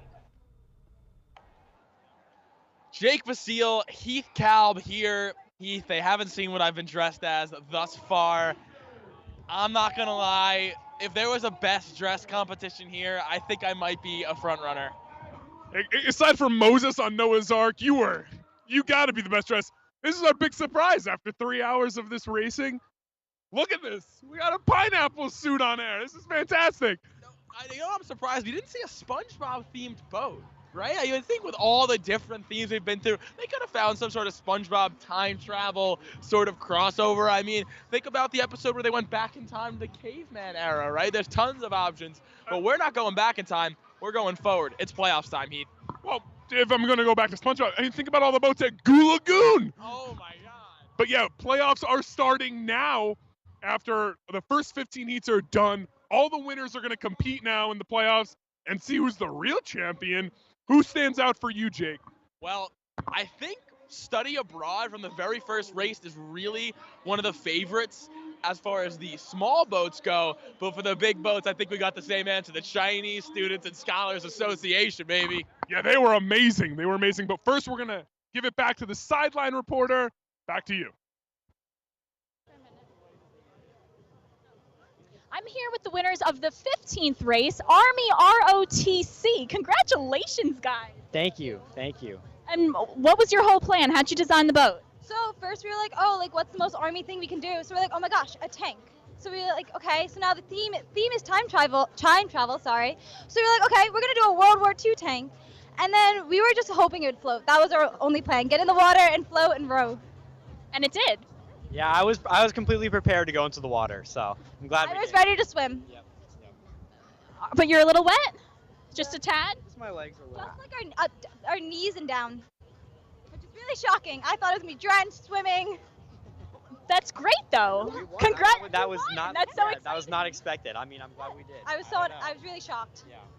I thought the yellow boat was gonna win for sure, and then they went the other way. I'm like, oh my God, we can go. We got this. Let's go. Is this your first Roth Regatta? Yeah, we're freshmen. Well, you're gonna come back next year and do a tank from maybe World War I or. If we won this year, we got to do it again, right? Exactly. Well, thanks so much, guys. Congratulations again. Back to you at play-by-play. Now, before we get into the fun here, just a reminder, Jake Basile, Heath Kalb here at Pondside. Nicole was asked if she got to try some of the great food we have here today. She hasn't yet, but Heath, we just did. Where do we go? Jake and I just made a trek over to the other side of the pond where we had a great delicacy, duck donuts. What flavor did you have? I had the peanut butter and chocolate one. Now, I discovered Duck Donuts my second year here, and I have been a patron ever since. They have a truck here. If you're watching somehow on your phone around here, we recommend that you take the short walk over to the hill over on the starboard side of the pond. You saw what I did there? I did see. And try some Duck Donuts as we're prepping for something big here at the side of the pond. Tell us all about it, Heath. This is no yacht. This is not even a cruise ship. It's bigger than that. A battleship. It dwarfs a battleship. This is Gershwin College, who have made maybe the biggest boat ever in Roth history? I don't know. We're going to have to take a look at that. They told me yesterday, I spoke with them, they said they pushed the absolute limits for the biggest boat they could possibly make. We're going to get you a nice inside look soon enough, but it doesn't look sturdy. I will say that. There is an insane amount of duct tape, and we don't see any boats near it. This could be the only boat in this heat. Yeah, I mean, usually there's multiple boats in a heat. This one is so big, and I'm sorry we're getting the expectations so high, but it doesn't matter because the boat is that big. It will live up to any and all expectations. This boat is going to fit over 20 people. I spoke to Jeremy Portnoy, a fellow journalist, who's going to be one of the people inside of the boat, and he said that he's scared it's going to sink. I would be too, because there's going to be a couple 1,000 pounds in there. And we're getting a look right now for the viewers at home. Take a look at that absolute monstrosity. It's called the Ever Gershwin. Ever Going, I think, is the name. It's a play on words. But we'll see if it'll ever go so far. But like we said, the sides are caving in early. It's like a very poorly made inflatable swimming pool is what it looks like. And I think when water goes in it, but they're getting an ovation right now. And there are bubbles blowing in the air here. Not sure where those are coming from. But as our great cameraman here, Marcus Diaz, giving a great inside look at the Ever Gershwin boat. And they're ready. And are they going to win the race no matter what? Well, yes, they're all going to win the race, but they are also going to lose the race, Jake. All eyes on Gershwin right now as they are getting off, and you can see the pushers are pushing, and the rowers are in, and a round of applause is going nuts. This is the loudest we've seen this crowd get, and they're doing just fine. It's 4 rowers inside a massive boat. You could fit a house in that boat. You could fit anything in that boat. Those 4 rowers have so much room. The boat's not going fast, but I'll be honest, I expected it to be a long, long gone by now. The Ever Gershwin going well. Now tell me, was Jeremy Portnoy a pusher, or is he in that boat right now? I think there must have been a last-minute switcheroo, as they say in the industry, because they were planning on having many more rowers. They must have figured out that the more weight, the bigger the chance of sinking. Right, and they made this how would they fit other boats in this race? And like you said, they're going to be in first place, or they're also going to be in last place. And they're taking their time here, the Ever Gershwin, the green and red boat here. They are capable of clogging up the race. If there was anybody else in here, they could lie their boat across the middle of this pond and quite honestly take over. Unfortunately, Jake, I just looked online. There's now a duct tape shortage in the Northeast because of how much duct tape they used in Gershwin College. Yeah, and you could see they have the all types of labels and companies on the cardboard there. They must have gone through dumpsters to Lowe's, Home Depot, wherever they need to go. They might have even went to the Irving or Wagner mailroom to get all the materials they needed. This is a monstrosity. Heath, where did they find the space to build this on campus? I've never lived in Gershwin College. I am a fan of great composer George Gershwin, of course. But they must have built a whole new building just to build this whole new yacht, or should I say battleship. It is huge.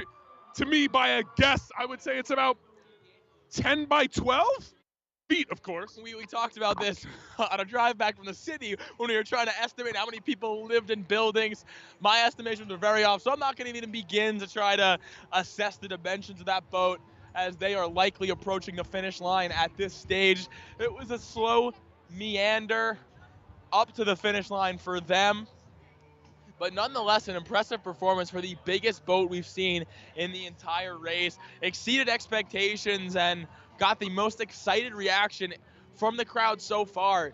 And what I'm interested to know is whether they'll be competing in the playoffs or not, because that was a race of their own. Perhaps it was just a showcase, an exhibition, if you will, but I don't want to see what they can do in some postseason matchups. Jake, I think a storyline we're missing here is that the same boats that won are going to be the same boats that compete in the playoffs. Now, if these boats got injured, destroyed, waterlogged during the actual heat they were in, there's repairs going on right now as we speak for the playoffs that are going to be taking soon shortly. This Gershwin boat was simply a preview of what's to come. Size matters, Jake. It's like a NASCAR race. I mean, they're just getting their repairs, pit stops, screwing off the wheels, everything they need to get done, getting done. And you raised a great point, Heath. What damage did previous boats take? Waterlogging, tube damage, sogginess of cardboard. And it makes you wonder, are we going to see collapses, some boats that impressed us in the first half, just simply because of all the damage they took? I mean, we saw some boats that were not constructed well. We saw them collapse. The Yang Gang obviously comes to mind, but those boats are now gone from the picture. It's time for the boats that showed what they could do, and the students on them, of course, in the first half to take a chance here, and they might go down too. But first, before we get to our playoffs, we'll be sending you to the anchor desk in just a moment. Go ahead. Welcome back to the studio. You know, seeing that floating island go across Roth Pond was kind of like not real, but very much real. It was definitely something. You know, I think, Kat, the way that it works is slow and steady really does win the race. Honestly, you know the stories growing up of the hare and the tortoise and how just that determination and that confidence will get you so far in life. And I think we all just witnessed that in real time here at Roth Pond. It was massive, but the control that those students had from Gershwin College, paddling on all corners, all four corners of that, I don't know, super yacht, they really knew how to maneuver their way all the way to the finish line. They didn't stall, they didn't break. They didn't sink, which is definitely something I don't think any of us expected looking at that boat before they started. For sure, and you know, we're so close to playoffs or semifinals as the sports people may call it. Jake, by the way, we love your pineapple suit, king of pineapples. So who are you rooting for the playoffs? Honestly, I think the Chinese Student Association is definitely, I would put my money on that. Yeah, I'm definitely going to keep a very close eye on the commuters with the Miami Vice Ferrari. Definitely. I thought that was just masterful in the way that they constructed a very realistic looking Ferrari and the way that they zoomed across that pond. I want to see that again, and honestly, I wonder if it will last the waters and the sogginess that comes with floating in Roth Pond. But now, I definitely agree. So as we wait for the semifinals to come upon us, we will throw to our sponsors. The School of Communication and Journalism at Stony Brook University, in collaboration with undergraduate student government, presents Roth Regatta Live, a race through time.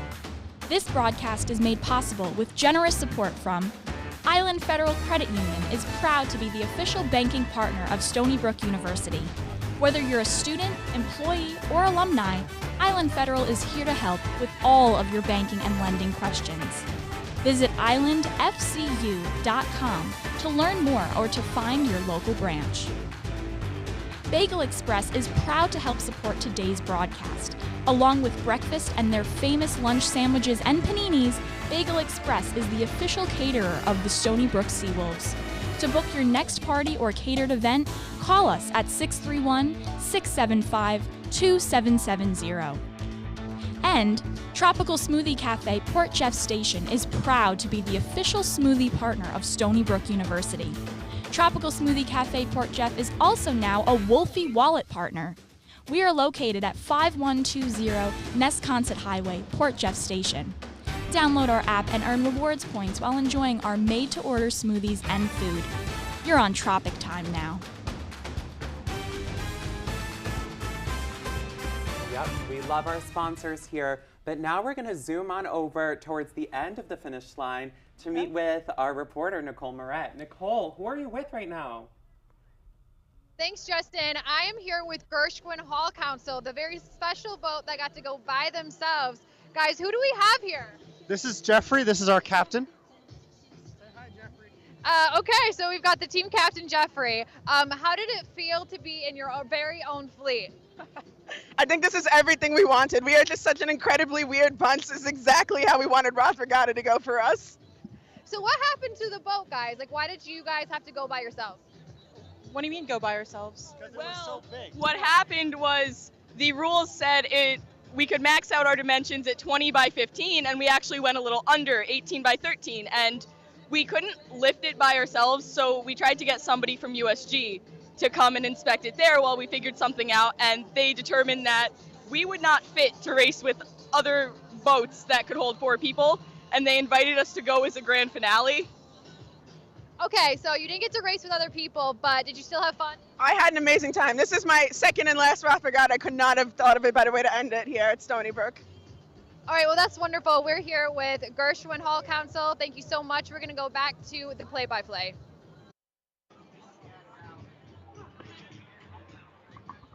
Back here at the broadcast booth, Jake Vasile, Heath Kalb. I think we're going to be joined by everybody. It's going to be a party in here. I'm not sure how we're going to fit, but we will have a great time gathering up the winners of the previous races, gearing up for the championship.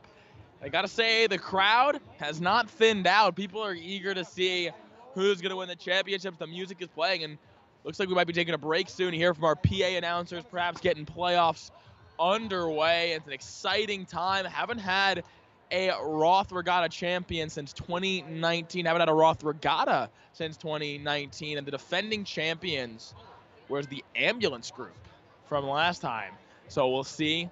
We'll see if they can defend their title this year. Motorsports, another previous winner. So lots of previous winners came back this year. We will see. Very excited. Lots of students out here today. T-shirt giveaway at the beginning. Sunglasses giveaway. Free food. A lot of free stuff going around, Heath. Did you get to grab any of it? I didn't yet. I've been busy broadcasting this event where I don't think I've seen more school pride in my 4 years here than today. The vibes are immaculate, Jake. It really is. And I just want to say the first 15 heats, it's all fun. It's all games. Here's where pride kicks in the playoffs. This is where you do not want to lose. You want to win that elusive championship. I wonder if we're going to see some boat collisions, more strategy here. Like you said, the fun's over. Now it's time to see who's going to win a championship. Do you know if there's any prize for the Roth Regatta, any type of monetary or financial, maybe medal, something like that? There's got to be a trophy for the Roth Regatta. I don't believe there's a monetary prize, but I do think that we have a great sense of pride and bragging rights for years to come if you were to win this, Jake. I don't know about you, but winning in front of the whole school is got to be great for the ego, great for whatever club you're representing or wherever you're staying. It's just got to be a great thing to do. I mean, you see how much fun even the losers are having, and we don't want to call them losers, but they lost. But we don't want to call them losers here. They're not winners though, but even they're having great times. And we've had a few winners, but we don't have another big winner just yet. Eager to see that. And Heath, you've had a lot of experience broadcasting sports here. You're a PA announcer for the athletics department, one of the best. You're with WUSB broadcasting games. We've heard your calls on baseball. Where does this stack up to your other experiences in athletics? I don't know. Boat racing is considered athletics, so where does this stack up? In my long career as a sports broadcaster, Jake, I've seen it all. I've seen the Great Pyramids of Egypt. I've seen college baseball. I've seen college basketball. I've seen it all. Nothing, and I mean nothing, compares to the Roth Regatta. I mean, there's a reason in 2017 it was ranked the #1 college tradition in the whole country for schools over 5,000 people. Yes, that's right. I see astonishment on the face of Jake the Snake Basile, but that is true. Wow, I'm very happy to hear that. And for someone who wasn't here in 2019, you really start to see why when you are here, just how incredible this event is. The school spirit, the camaraderie, everybody's having a good time, laughing, smiling. It's almost a moment of catharsis after so much online courses, so much more commuting these last year. Obviously the pandemic, and now where everybody's outside, there's food trucks, we're singing, we're dancing, we're watching beautiful cardboard boats cascade into water, cascade across the water. We're watching helpless students in life suits plunge into murky, disgusting 76, right, pH water. And playoffs are gearing up to begin. Here we see the winners of some winners rolling out, Heath. This is exciting. And as we see the winners of previous heats coming in for the playoffs, I'd like to mention our sponsor, Island Federal Arena, and because of that, we are going to send it to break from a message for our sponsors, and on the way back, we will have some playoff action for you.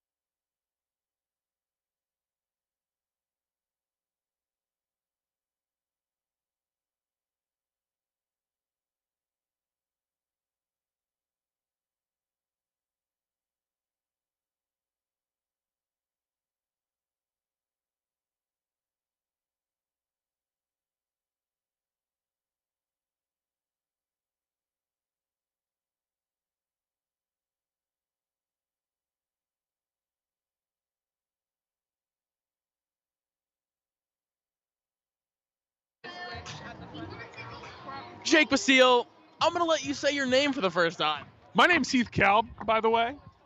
I'm alongside Jake Basile, two play-by-play guys here, as the playoffs are about to set.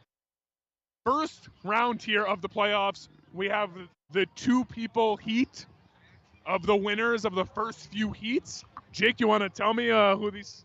Sure, we'll give you the rundown. In silver, all the way to what would be, if you're looking at the screen, all the way on the left, that's the commuters, not the computers, that's Miami Vice. If you look in the middle, that's Langmuir with their Reptile Ranchmen. To the right of them with all the flags, that's your study abroad. And all the way to the right, one of the most impressive boats and one that you really enjoy to watch, the Running Club. As a bug flies on my nose here. One of the biggest problems of a pondside event are the gnats. Talk about the gnats. Yeah, on a day filled with positives, it's probably the only negative. That's right. There are these, annoying gnats. But before we have these first heat of the playoffs, we would like to send it over to Nicole Moret, standing with Harrison Feig alongside the pond. Nicole? Thanks, guys. I'm here with Harry, who is from USG, and he has been helping everybody come out of the water when they finish their race. Harry, how has it been being in the water this entire time? It's been pretty amazing. I mean, everybody knows you go to Stony Brook, you got to stay away from the water, but I finally got in, and it wasn't that bad, to be honest. Now, is this your first Roth Regatta? Yes. Yeah, this is my first Roth Regatta. I'm excited. It's so many people. It's amazing.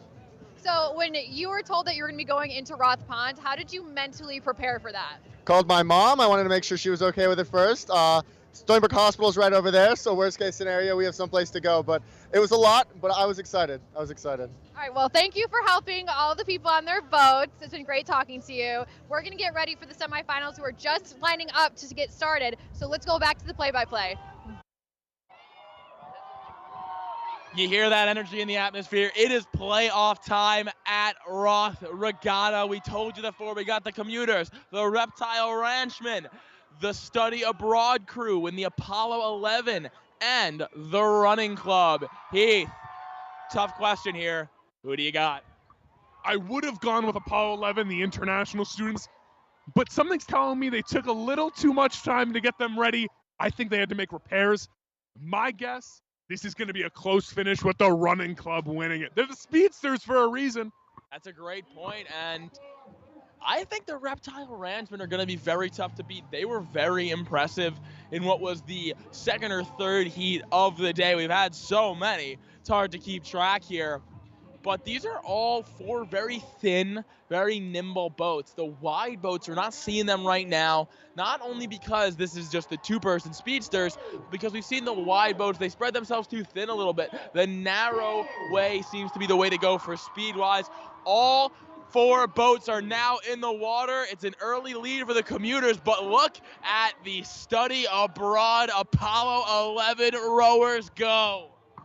Spain and France represented on this boat, and they are doing well, but they are making a turn, and the Running Club is making a run on the left side here. Running Club with the lead. They only have one rower, as a matter of fact. What an interesting technique. And the only one in this race using a double-paddled single row. Could that be the secret sauce to what is the Roth Regatta? We see the Reptile Ranchmen struggling here. Looks like they're about dead in the water, or the pond rather. Study Abroad, we see them with the USA marker on the tail, but the Running Club, like you said, only a single rower. Boy, was he chugging away, huh? I think it has to do something with the Running Club's conditioning. I mean, they are in tip-top shape, let me tell you. And they are still in first place. As you can see them here on your screen, they're just about a boat's length ahead of the international team. And it looks like Running Club is going to pull away with a W here in the first round of the playoffs. And it's perfect form. I mean, you watch the way the transition of right hand, left hand over one another, that is a picture-perfect rowing. And like you said, it's just one guy. That makes it that much more impressive, as we are seeing a potential favorite early on here in the playoffs. That was the winners of the first four heats. Just to remind you, we saw the commuters, the Study Abroad students, the Reptile Ranchmen from Langmuir, and of course, your first round winning Running Club as they ran away with that one there. Heath, what do you got for us? Well, I don't want to float my boat to do Ching, but I did predict that winner. I did say that the Running Club was win. You know, my mom used to read me a story called The Tortoise and the Hare. Slow and steady wins the race. I got to tell you, Mom, that's wrong. You want to go as fast as possible in this and destroy your opponents with no mercy. And that is exactly what the speedsters of the Running Club just did. They advance. Survive and advance, they say, in March. Well, it's late April, and they're surviving and advancing. Well said, but I think it was Aesop that originally said shortens. I wouldn't blame your mom for that. She didn't write the fable. She just gave you the book or read it to you. I believe that was Aesop, who we could call a liar here, because Slow and Steady did not win the race. We saw 3 other boats that were Slow and Steady, and guess what? They're not advancing to the next round, but the Running Club is. Perhaps you have some good theories there. I think it's the conditioning of the Running Club, because they never ran out of gas. And you know what? Cars go on land, so do the runners. Gas prices are high. You don't need gas to operate that runner. Very true. You need human spirit and great conditioning. We're going to send it back to Nikki with the one and only rower from the Running Club. And Nikki, please give me the insight on him. Hey guys, so this is Andrew from the Running Club, better known as the only person who was rowing in his boat. How did you end up being the only rower? Well, so we run our first heat, and we found that when 2 people were rowing, it was just super unstable and the boat was twisting everywhere. So we decided to just have one person row, and it was a lot more stable that time, but also a lot more tiring. So how do you feel that you had one rower, but you still beat everybody? Well, I mean, I think having the kayak paddle was a major advantage since I could go on both sides, but it was definitely a good workout. So it was tough, but I'm glad we made it. Do you think you'll have enough energy for the finals? I'm more worried about the structural integrity of the boat, but maybe with some repairs, we'll see. Okay, so you're going to work on the boat, until you're on next? Yeah, that's the plan. Let's see what we can do. All right, well, congratulations. Thank you for talking to us. We're going to go back to the play-by-play. Thank you. Round 1 is over, Heath. What's in store for us? We have round 2 coming up. Still only 2-person squads here. But this one, we have a couple dominant performers coming up right here. Jake, you want to tell me about them? The SBU Latin Club put on a display of all displays. 2 tubes on the side, a raft-like formation, dominance, to say the least. We also see the students helping Honduras, which was the first race we had the honor of calling the Little Einsteins, with the Einstein part emphasizing they are the students helping Honduras. We also see Lauterbur 303 and James Hall, Jazzy James. Some representation from 2 clubs versus 2 dorms here on campus. So that's the beautiful thing about the Roth Regatta. You get representation from every inch of this campus, top to bottom, east to west. Ambulance helpers to dorm rooms, from running clubs to rugby. Every student body is represented here. And hey, if you're not going to be in the pond, you're on the sidelines watching. You're helping make the event happen. You're helping making it great. And that's the beauty of this event. Heath, what are you loving most about it? I got to tell you, Jake, Stony Brook's a beautiful place. There's a club, a group, a place to live for everyone. And that's shown today with all these beautiful boats. So our yachts coming up.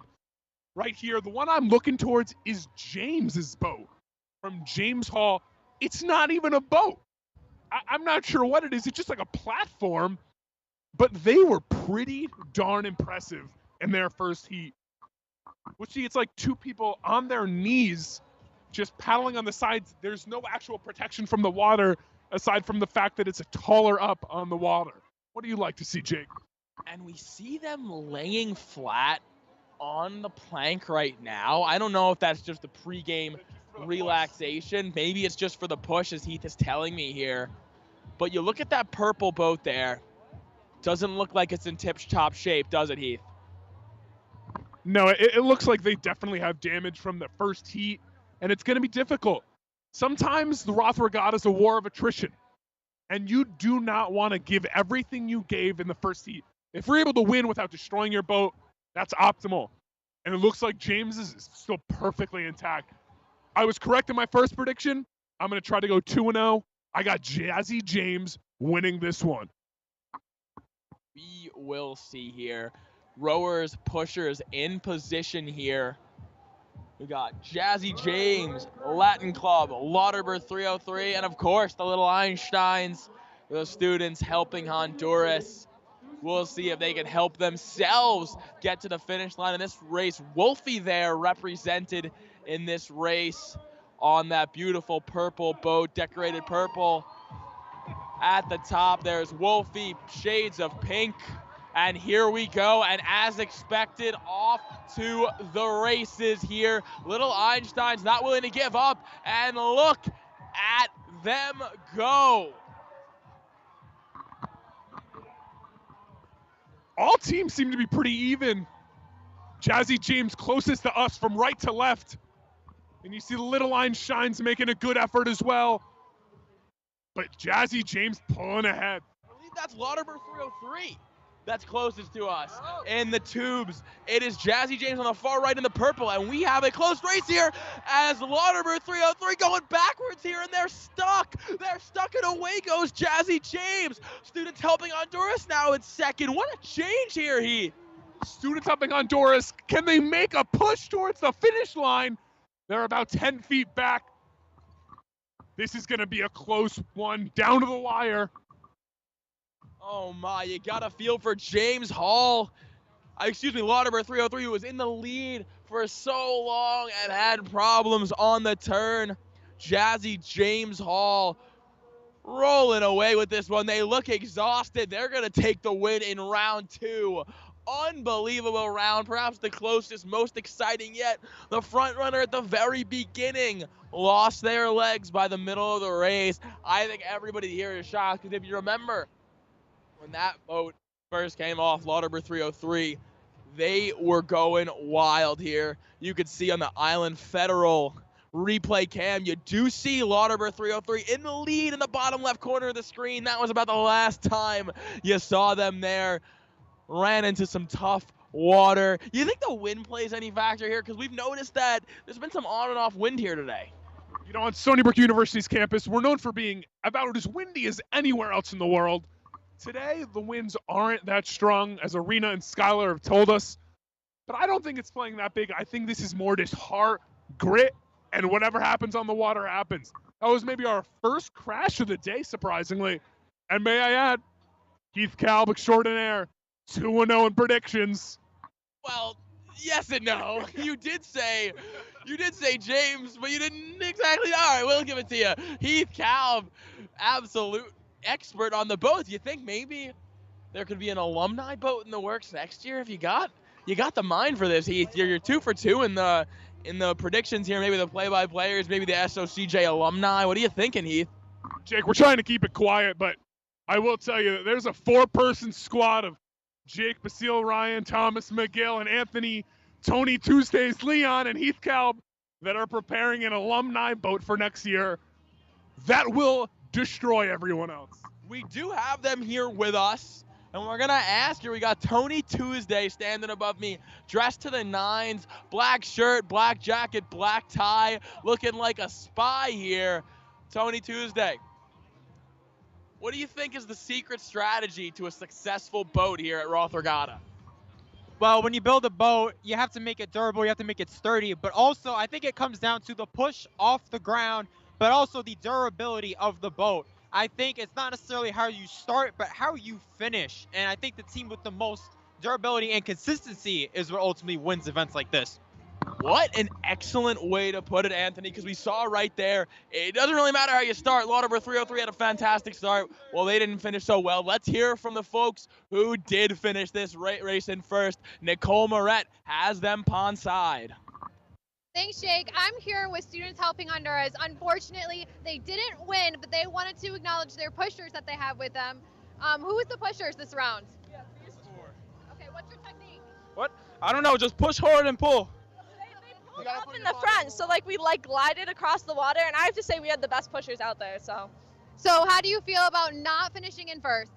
I think honestly there's a boat over here that got stuck, and we kind of got stuck on them. I think if we didn't, we would have had it. So they're gonna come back bigger and better next year. That's great to hear. So did you actually expect to get this far to begin with? Yes, no. Yes, no. Honestly, we had a lot of faith in the team, but not a lot of faith in the boat. And it proved to be good. It proved to be okay. All right, so do you plan on making a boat for next year? Who's going to be here for next year to make the boat? We're graduating, but all of our pushers are going to take over for us next year, and we're very excited. So what do you think you're going to do better for next year? I don't know. We're going to build better, stronger. We're going to annihilate everyone. That's all I know. Well, this has been Students Helping Honduras. We're going to go back to you by the play-by-play. We are prepping here for the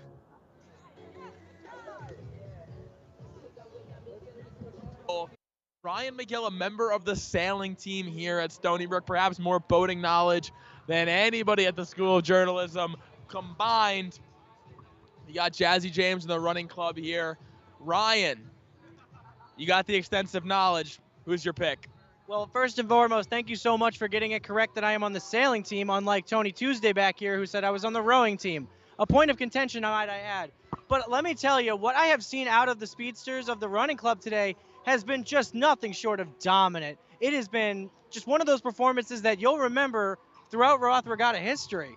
They have just absolutely obliterated anyone who stood in their way, trampling them, if I were to say. Jazzy James looks good, but their boat is just not as aerodynamic. That is one of those things that, especially when you've got Roth Pond where so many things are in the water at any given time, it is an absolute necessity to have an aerodynamic boat. I think the running club gets it done. Let me ask you something, Ryan. We see two different types of paddles there. We see the running club has this double paddled, almost like the Darth Maul lightsaber, if you will. Weaponry at both ends versus the single paddled rower. What is the difference there? What's the choice?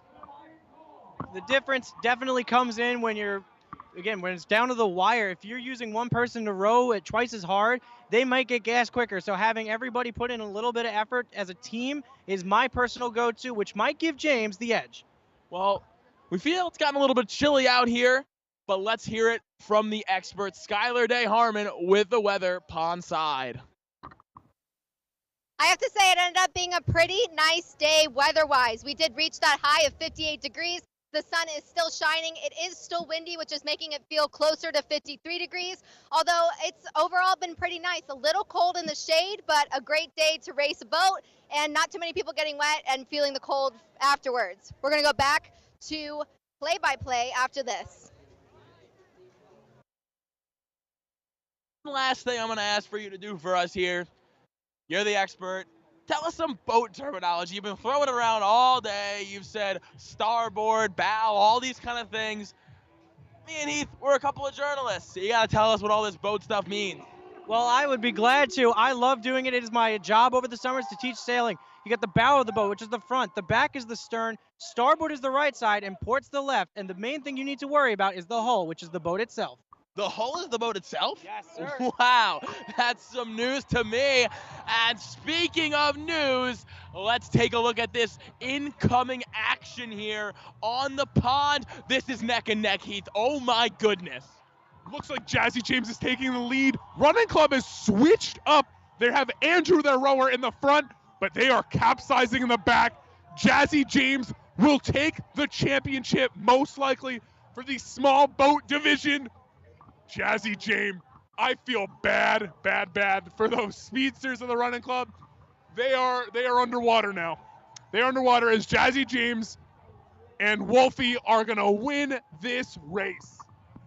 Far be it from me to judge those in the running club, but my job is to ask questions. Why switch?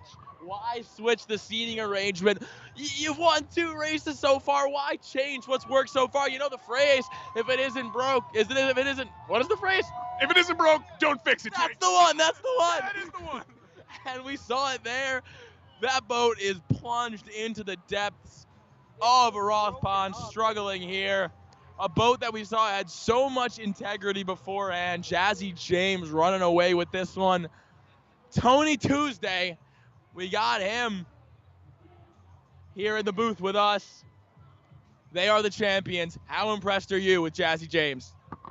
I'm super impressed. Listen, they just came off winning their previous heat. So to come back right away and get off to a fantastic start and ride it all the way to the end, absolutely sensational. It sucks though for the running club. They had been pretty dominant up until this point, but their boat starting to lose a lot of that sturdiness that it had early on as a result. So Jazzy James, the victors of the Speedster division.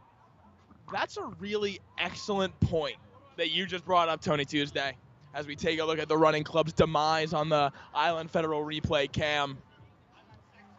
The running club had a break. Jazzy James did not. What do you think? Did the fatigue not set in for Jazzy James, or perhaps the time off maybe got running club out of a competitive mode? Because we see sometimes the layoff isn't so great. Sometimes the layoff allows for rest. Jazzy James come in there with no rest, and they're successful. Heath, what do you think? Sometimes, Jake, you just want to be fresh. Sometimes it's the freshest team. You know, you don't want to have a long break and then get right back into it. Jazzy James had just raced about 2 minutes prior, and they came back and showed what it means to be a winner. Coming up, everyone, Jake, Ryan, and Tony, we have the heavyweight division, the Yachts. And you know all our favorites, Sex Time Machine is about to go off. This is going to be exciting. I mean, there's something about the 4-person boats that makes things so much more exciting. We got Sex Time Machine, you know him, you love him. We got the Chinese Students and Scholars Association, arguably one of the most impressive boats in the entire sequence so far. Mounts Magic School Bus all the way on the right. I think you know which one that is. The only the only Magic School Bus that has made it this far so far, and the SS Genesis. So many good options here. All 4 boats were magnificent in regular season play, but now no more messing around. Ryan, you haven't had a chance to say it just yet. Tell me all about Sex Time Machine. Well, ladies and gentlemen, it is far and away our favorite boat here at the Play-by Players Association that we've got going on here. We knew we wanted this boat to be successful from the moment we heard the name Sex Time Machine. I'll say it loud and proud for all to hear. We know that this boat is something special, and they have been killing it here today. We've just seen such a dominant performance out of them. And as far as a boat that's lived up to expectations, Sex Time Machine is there. They've done that. You look at that name and you're like, all right, that's going to be a pretty cool looking boat with some pretty cool people. But will it perform? Heath, it's performed. Yeah, they had high expectations coming into this, and they exceeded them. I mean, when you make a name like that, a lot of people would come in and embarrass themselves thinking, oh, this is going to be the best, funniest boat, whatever. No, they came to play. Work hard, play hard for Sex Time Machine. Equally impressive, at least on the water in the first round, was the Chinese Students and Scholars Association, decorated with the Great Wall of China and the Great Skyscrapers of Shanghai. Talk to me, Tony Tuesday. Which boat do you like in this race? I mean, Sex Time Machine, it's been mentioned all day for a reason. They're definitely one of the favorites here going on. But the Chinese Student Scholars Association, as the race starts underway, Sex Time Machine, as we all said, taking the early lead. But, I mean, Sex Time Machine was the favorite for a reason, but it's anyone's game up until this point. Oh my, Magic School Bus and the Chinese Students and Scholars Association running into each other here. What is this strategy, Heath? Here comes the Magic School Bus heading towards us. Magic School Bus had a great start, but the Chinese Students and Scholars Association, once again, is a well-oiled machine.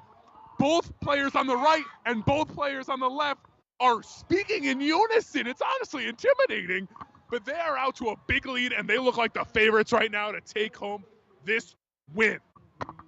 Unbelievable performance. We noticed how good they are as we see just in front of the broadcast booth here, the SS Genesis really struggling here now on your screens, thanks to our phenomenal camera work here pondside. Shout out to everybody backstage and everybody pondside operating the cameras, the microphones, the monitors, everything. There's so much stuff we have no grasp of here, as we are just, well, we're talented people. We're the talent.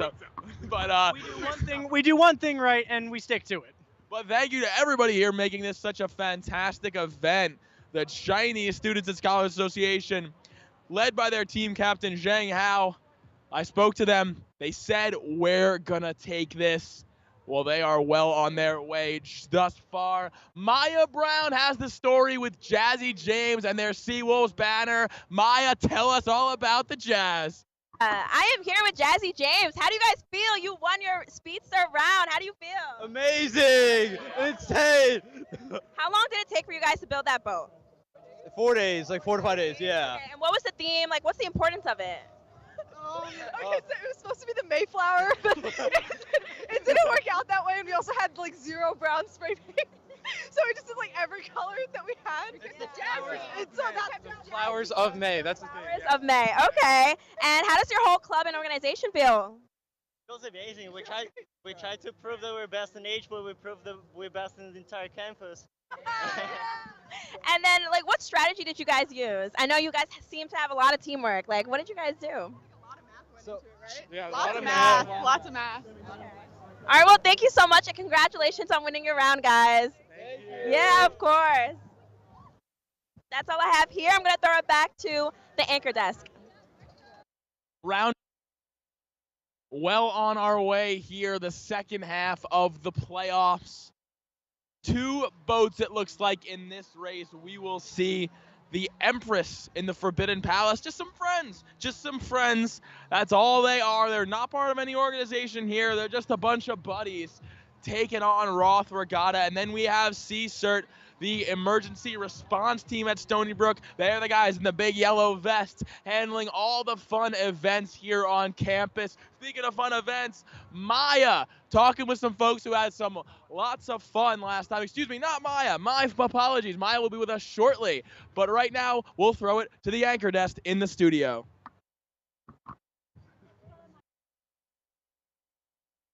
Welcome back. Long time no see. So, Kat, I'm thinking, as we're watching these yachts, this, as I've mentioned probably 100 times, is my first Roth Regatta. Same so as when I me. heard the word yacht, I was expecting Mediterranean style, maybe some champagne, some raspberries. We're not seeing a lot of that today. We're seeing more of those down and dirty yachts, but they are powering through, and it is so cool to see. I mean, in terms of themes, which has been your favorite today? Of today's themes, we've seen a lot of variations actually, but I really like the Magic School Bus theme, or school boat rather, may I say. Throws you right back to your childhood, right? Yeah, I remember watching those episodes in elementary school. It's okay, high school too. And we would, I don't remember any specific episodes, but I do have vivid memories of them being put on and having a lot of fun watching Miss Frizzle on television. You know, in the future, I would love to see a Harry Potter Hogwarts theme, or maybe like a Zodiac theme. Those are just 2 cool ways to showcase student identities and just kind of personalize and individualize your boats. What would you like to see? So we're going to actually bring it back to Maya Brown by the pond.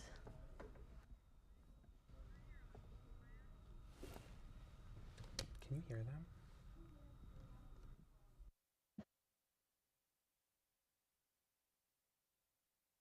All right, I'm here with the fraternity and sorority duo. So please tell me how this last race went. So we were down at first. Mobility, though, impeccable. Turning, impeccable. Boat, impeccable. So we will win. You know why? Because it's just that kind of day, man. How do you guys feel about everything? Are you proud of yourselves?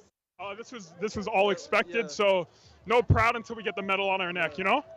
Are your like whole frats and sororities here? Yeah, there's 40 of us right here. Woo, can we get a cheer? Can we get a cheer from the supporters? Cheers! Cheers! All right, well, thank you so much, guys, and good luck on the last round. Thank you. Yeah, of course. We just saw an unbelievable race here. You got a great view of it between Empress in Forbidden Place and CSERT. Tony Tuesday on a Friday. Tell us all about it. I mean, we saw Empress taking the early lead, but SBU CSERT with the comeback, able to just muscle their way through and advance to the Yacht Division final. And that's what this competition's been all about. Heart and determination of a true warrior. CSERT getting it done in this heat. C-Cert was one of the first people here at the Roth Regatta this morning, prepping, scouting the scenes. Perhaps they're one of the more prepared teams we've seen. We got to speak to them. They have two air-filled pockets at the front and the back of their boat that they thought would help with floating. They expected it to float, but not go very fast. They went pretty fast there, Heath. That was very impressive. Yeah, Jake, there's definitely a science to the madness here of Roth Regatta. And C-Cert has it down. I guess they must be mad people because they got here early and they saw about preparation. We spoke to a couple people earlier today, Jake, that said that they've been working on this not for weeks, but for months. I mean, there's preparation that goes into this for a lot just for this event, and it is well worth it because you want to win.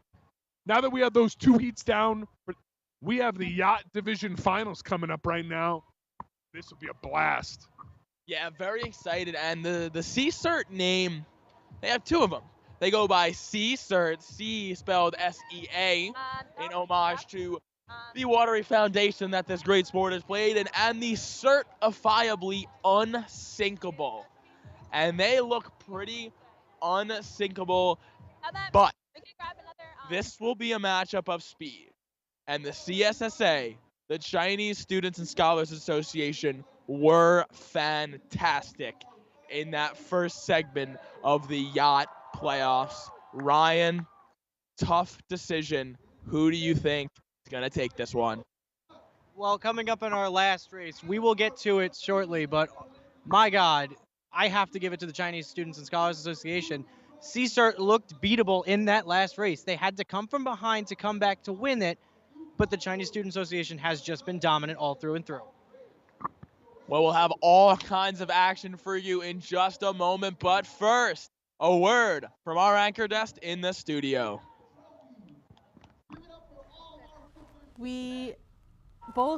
I think we both agree that we definitely both love how everything has been put together for Roth Regatta and how spring brings just so many different events around campus. So true, Kat. I honestly think spring is the best time of the year and the happiest time of the year because it really shows how passionate Stony Brook Seawolves truly are. And I don't think that they sort of get that representation much throughout the year, but when you see events like Roth Regatta or warm weather bringing our Seawolves out to Stoller Steps, you really see the Stony Brook spirit come to life. So I am just so happy to be able to witness this and the happy times ahead. Most definitely. Like, my favorite part, spring is hands down my favorite season, and my favorite part about spring is seeing the cherry blossoms. And Stony Brook has so many cherry blossoms and flowered trees around campus, and it's really such a joy to see them, especially since finals are approaching.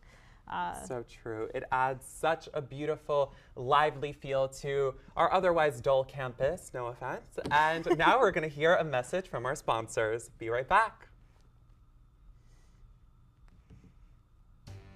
The School of Communication and Journalism at Stony Brook University, in collaboration with undergraduate student government, presents Roth Regatta Live, a race through time. This broadcast is made possible with generous support from Island Federal Credit Union is proud to be the official banking partner of Stony Brook University. Whether you're a student, employee, or alumni, Island Federal is here to help with all of your banking and lending questions. Visit islandfcu.com to learn more or to find your local branch. Bagel Express is proud to help support today's broadcast. Along with breakfast and their famous lunch sandwiches and paninis, Bagel Express is the official caterer of the Stony Brook Seawolves. To book your next party or catered event, call us at 631-675-2770. And Tropical Smoothie Cafe Port Jeff Station is proud to be the official smoothie partner of Stony Brook University. Tropical Smoothie Cafe Port Jeff is also now a Wolfie Wallet partner. We are located at 5120 Nesconset Highway, Port Jeff Station. Download our app and earn rewards points while enjoying our made-to-order smoothies and food. You're on Tropic time now.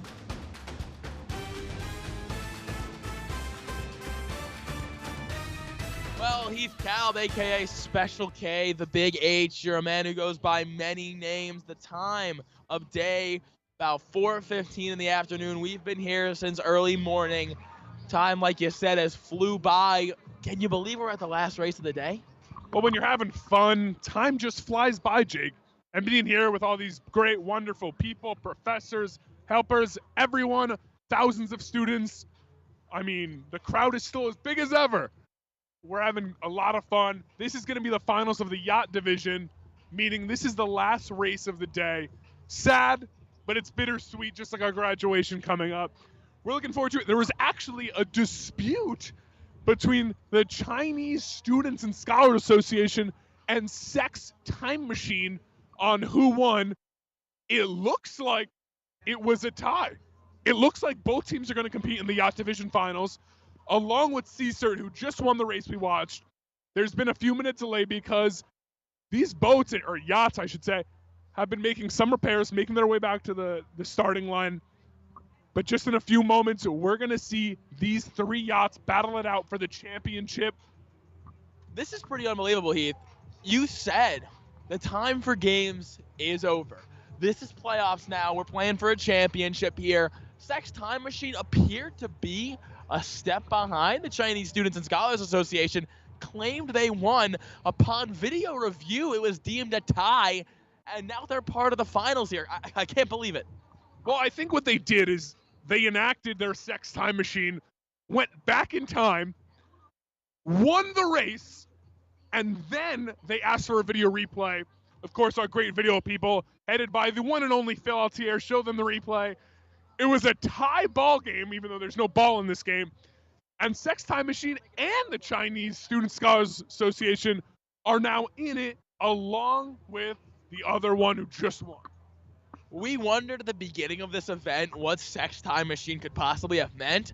I think you hit the nail on the head there. They did some timey-wimey, bendy-wendy things to get back into the lead in that race. Unbelievable strategy. They did what they had to do there, but I still am going to go with CSSA for this one. We got the entire booth here. Tony Tuesday.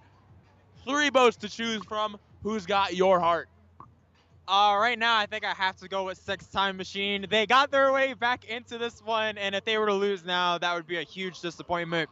But keep in mind, CSERT could possibly sneak away here. This today has been all about the underdogs, so do not be surprised if CSERT somehow sneaks away here with the win. Ryan McGill, the expert, the sailing extraordinaire. Is CSERT underrated? Is CSSA the favorite? Is Sex Time Machine back in the saddle again, perhaps? The new favorite. What do you got for us, Ryan? I said it before, I'll say it again. CSERT in this one, you can never count them out, but they looked beatable. They put on possibly their worst performance of the day in the last race, but they came from behind and won anyway. A win is a win, no matter how you spin it. Sex Time Machine, it had to take a debate to get them to this point. It took a dispute over who won to get them there. My money is on the CSSA. They have just been purely dominant all day, no matter what. I got to give it to them for this last race here. I think I'm with you there, Ryan. CSSA, it's just a whole lot of precision for them, a whole lot of expertise, and we are off here. Final race of the day. This place is off and going. The CSSA turns over to the left a little bit. CSERT and Sex Time Machine are battling it out, but look at it down the stretch. The CSSA look like they are taking the lead. Heath Cobb, what are you seeing? Holy smokes, the CSSA once again making Chinese students proud everywhere. They are pulling ahead. The Sex Time Machine is now in second place, and it looks like the Chinese Student and Scholar Association are in the lead in the final part of the race.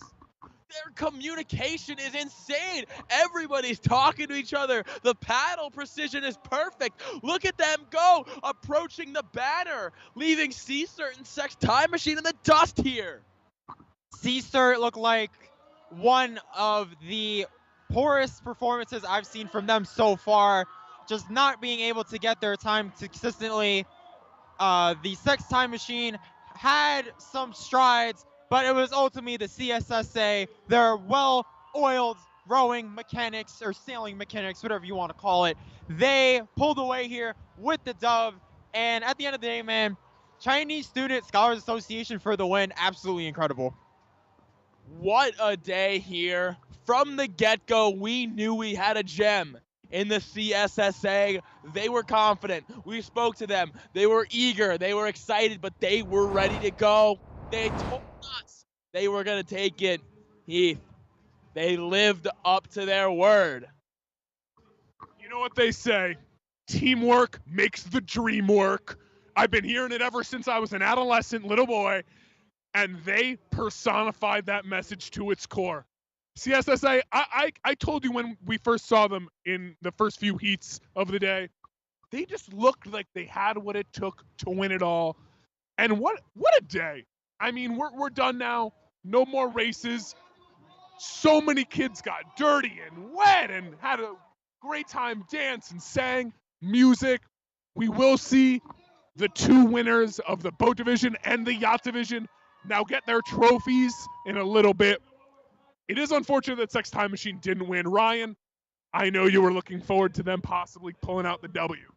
Ladies and gentlemen, when it comes to the Sex Time Machine, I was, of course, waiting for them to pull it out. That's just what I was hoping for. It really is what matters most with them. They have been so dominant all day long, and for them to just trip at the finish line here, they couldn't finish. That's just the problem with it. You know, it's really unfortunate. I try to make sense of it, Tony Tuesday. Help me out here.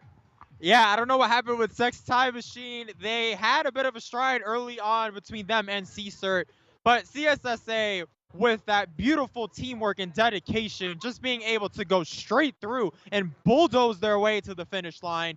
CSSA, just an absolutely incredible day for them and a most impressive win by the Chinese Student Scholars Association.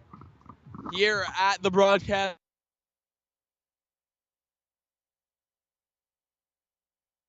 they were unbelievable all day long. Highly prepared, well executed, just fantastic in every aspect of the matchup today. And interestingly enough, Sex Time Machine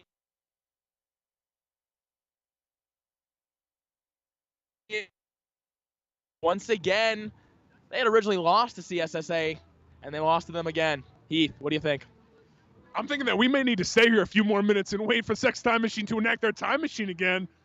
Because if they pull out that magic like they did, you never know what they could do. We had a producer come over here and say, Sex Time Machine is claiming they won. And somehow that worked. You know, I mean, I guess confidence goes a long way, and we talked about Sex Time Machine being a confident team. They negotiated their way into the finals, but it wasn't a war of words. It was a war of yachts. And the CSSA came away with it. The crowd finally starting to disperse today. They stuck around for the long haul, didn't they, Heath?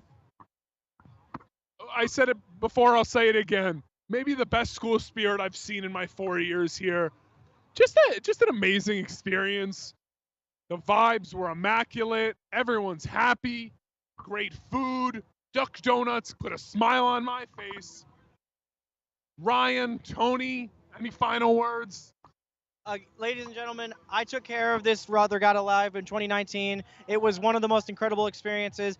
We're going to quickly throw it over to Maya Brown on the sideline, and we'll get back to you shortly. Maya. I need to call the other pusher come here. So can I give me a second? All right, guys, we are live with you. How do you guys feel about winning? We are feeling so great because we are winning the whole race. Yeah. I've been racing for the past 4 seasons, and we are always the second place. And this year we made it to the first place. Yeah. How does your team feel? I know you guys are all supportive over there. Fantastic. We believe each other. We believe our boat. That's why we, go so fast and not fall. Yeah. And how long did it take you to build that boat again? We started designing like a month ago, and then it took like a team effort to build the whole boat, and then we planned out our strategy to push her and how to make the boat work. Yeah. Okay. All worked well, pretty well. Got it. And I have one last question for you guys. How are you going to celebrate? I'll go for dinner, like hot pot. Yeah. Hot pot. Yeah. We are the champions. Congratulations, guys. You really deserve it. And have fun tonight. Thank you. All right, guys. Well, that's been it. Those have been all the winners tonight. We had so many people turn out tonight, even with the winds, even with the green water, it was a great Roth Regatta. 33rd Roth Regatta, and I have a sinking feeling it will be a great one next year as well. Back to you at play-by-play. On behalf of all of us here at the broadcast booth, Heath Kalb, Anthony Tony Tuesday, Leon, and Ryan McGill, we thank you for joining us today. We thank everybody here at the Stony Brook Media Group who helped make this day special, from our wonderful producers, Phil Altier and Sarah Ruberg, to the great sideline anchors and everybody backstage who made our jobs so much easier. Thank you all very much for joining us. Back to you in the studio. And the winners are Jazzy James for the speech races and the Chinese Student Scholar Association for the yacht races. Congratulations to all. There were no turtles or fish harmed in the making of today's event. Or so we hope. But again, on behalf of the Stony Brook Media Group, we want to thank you for celebrating the triumphant return of Roth Regatta Live. Join us next semester for our weekly broadcast right here. I'm Kat Percacci. And I'm Justin Mitzelmaker.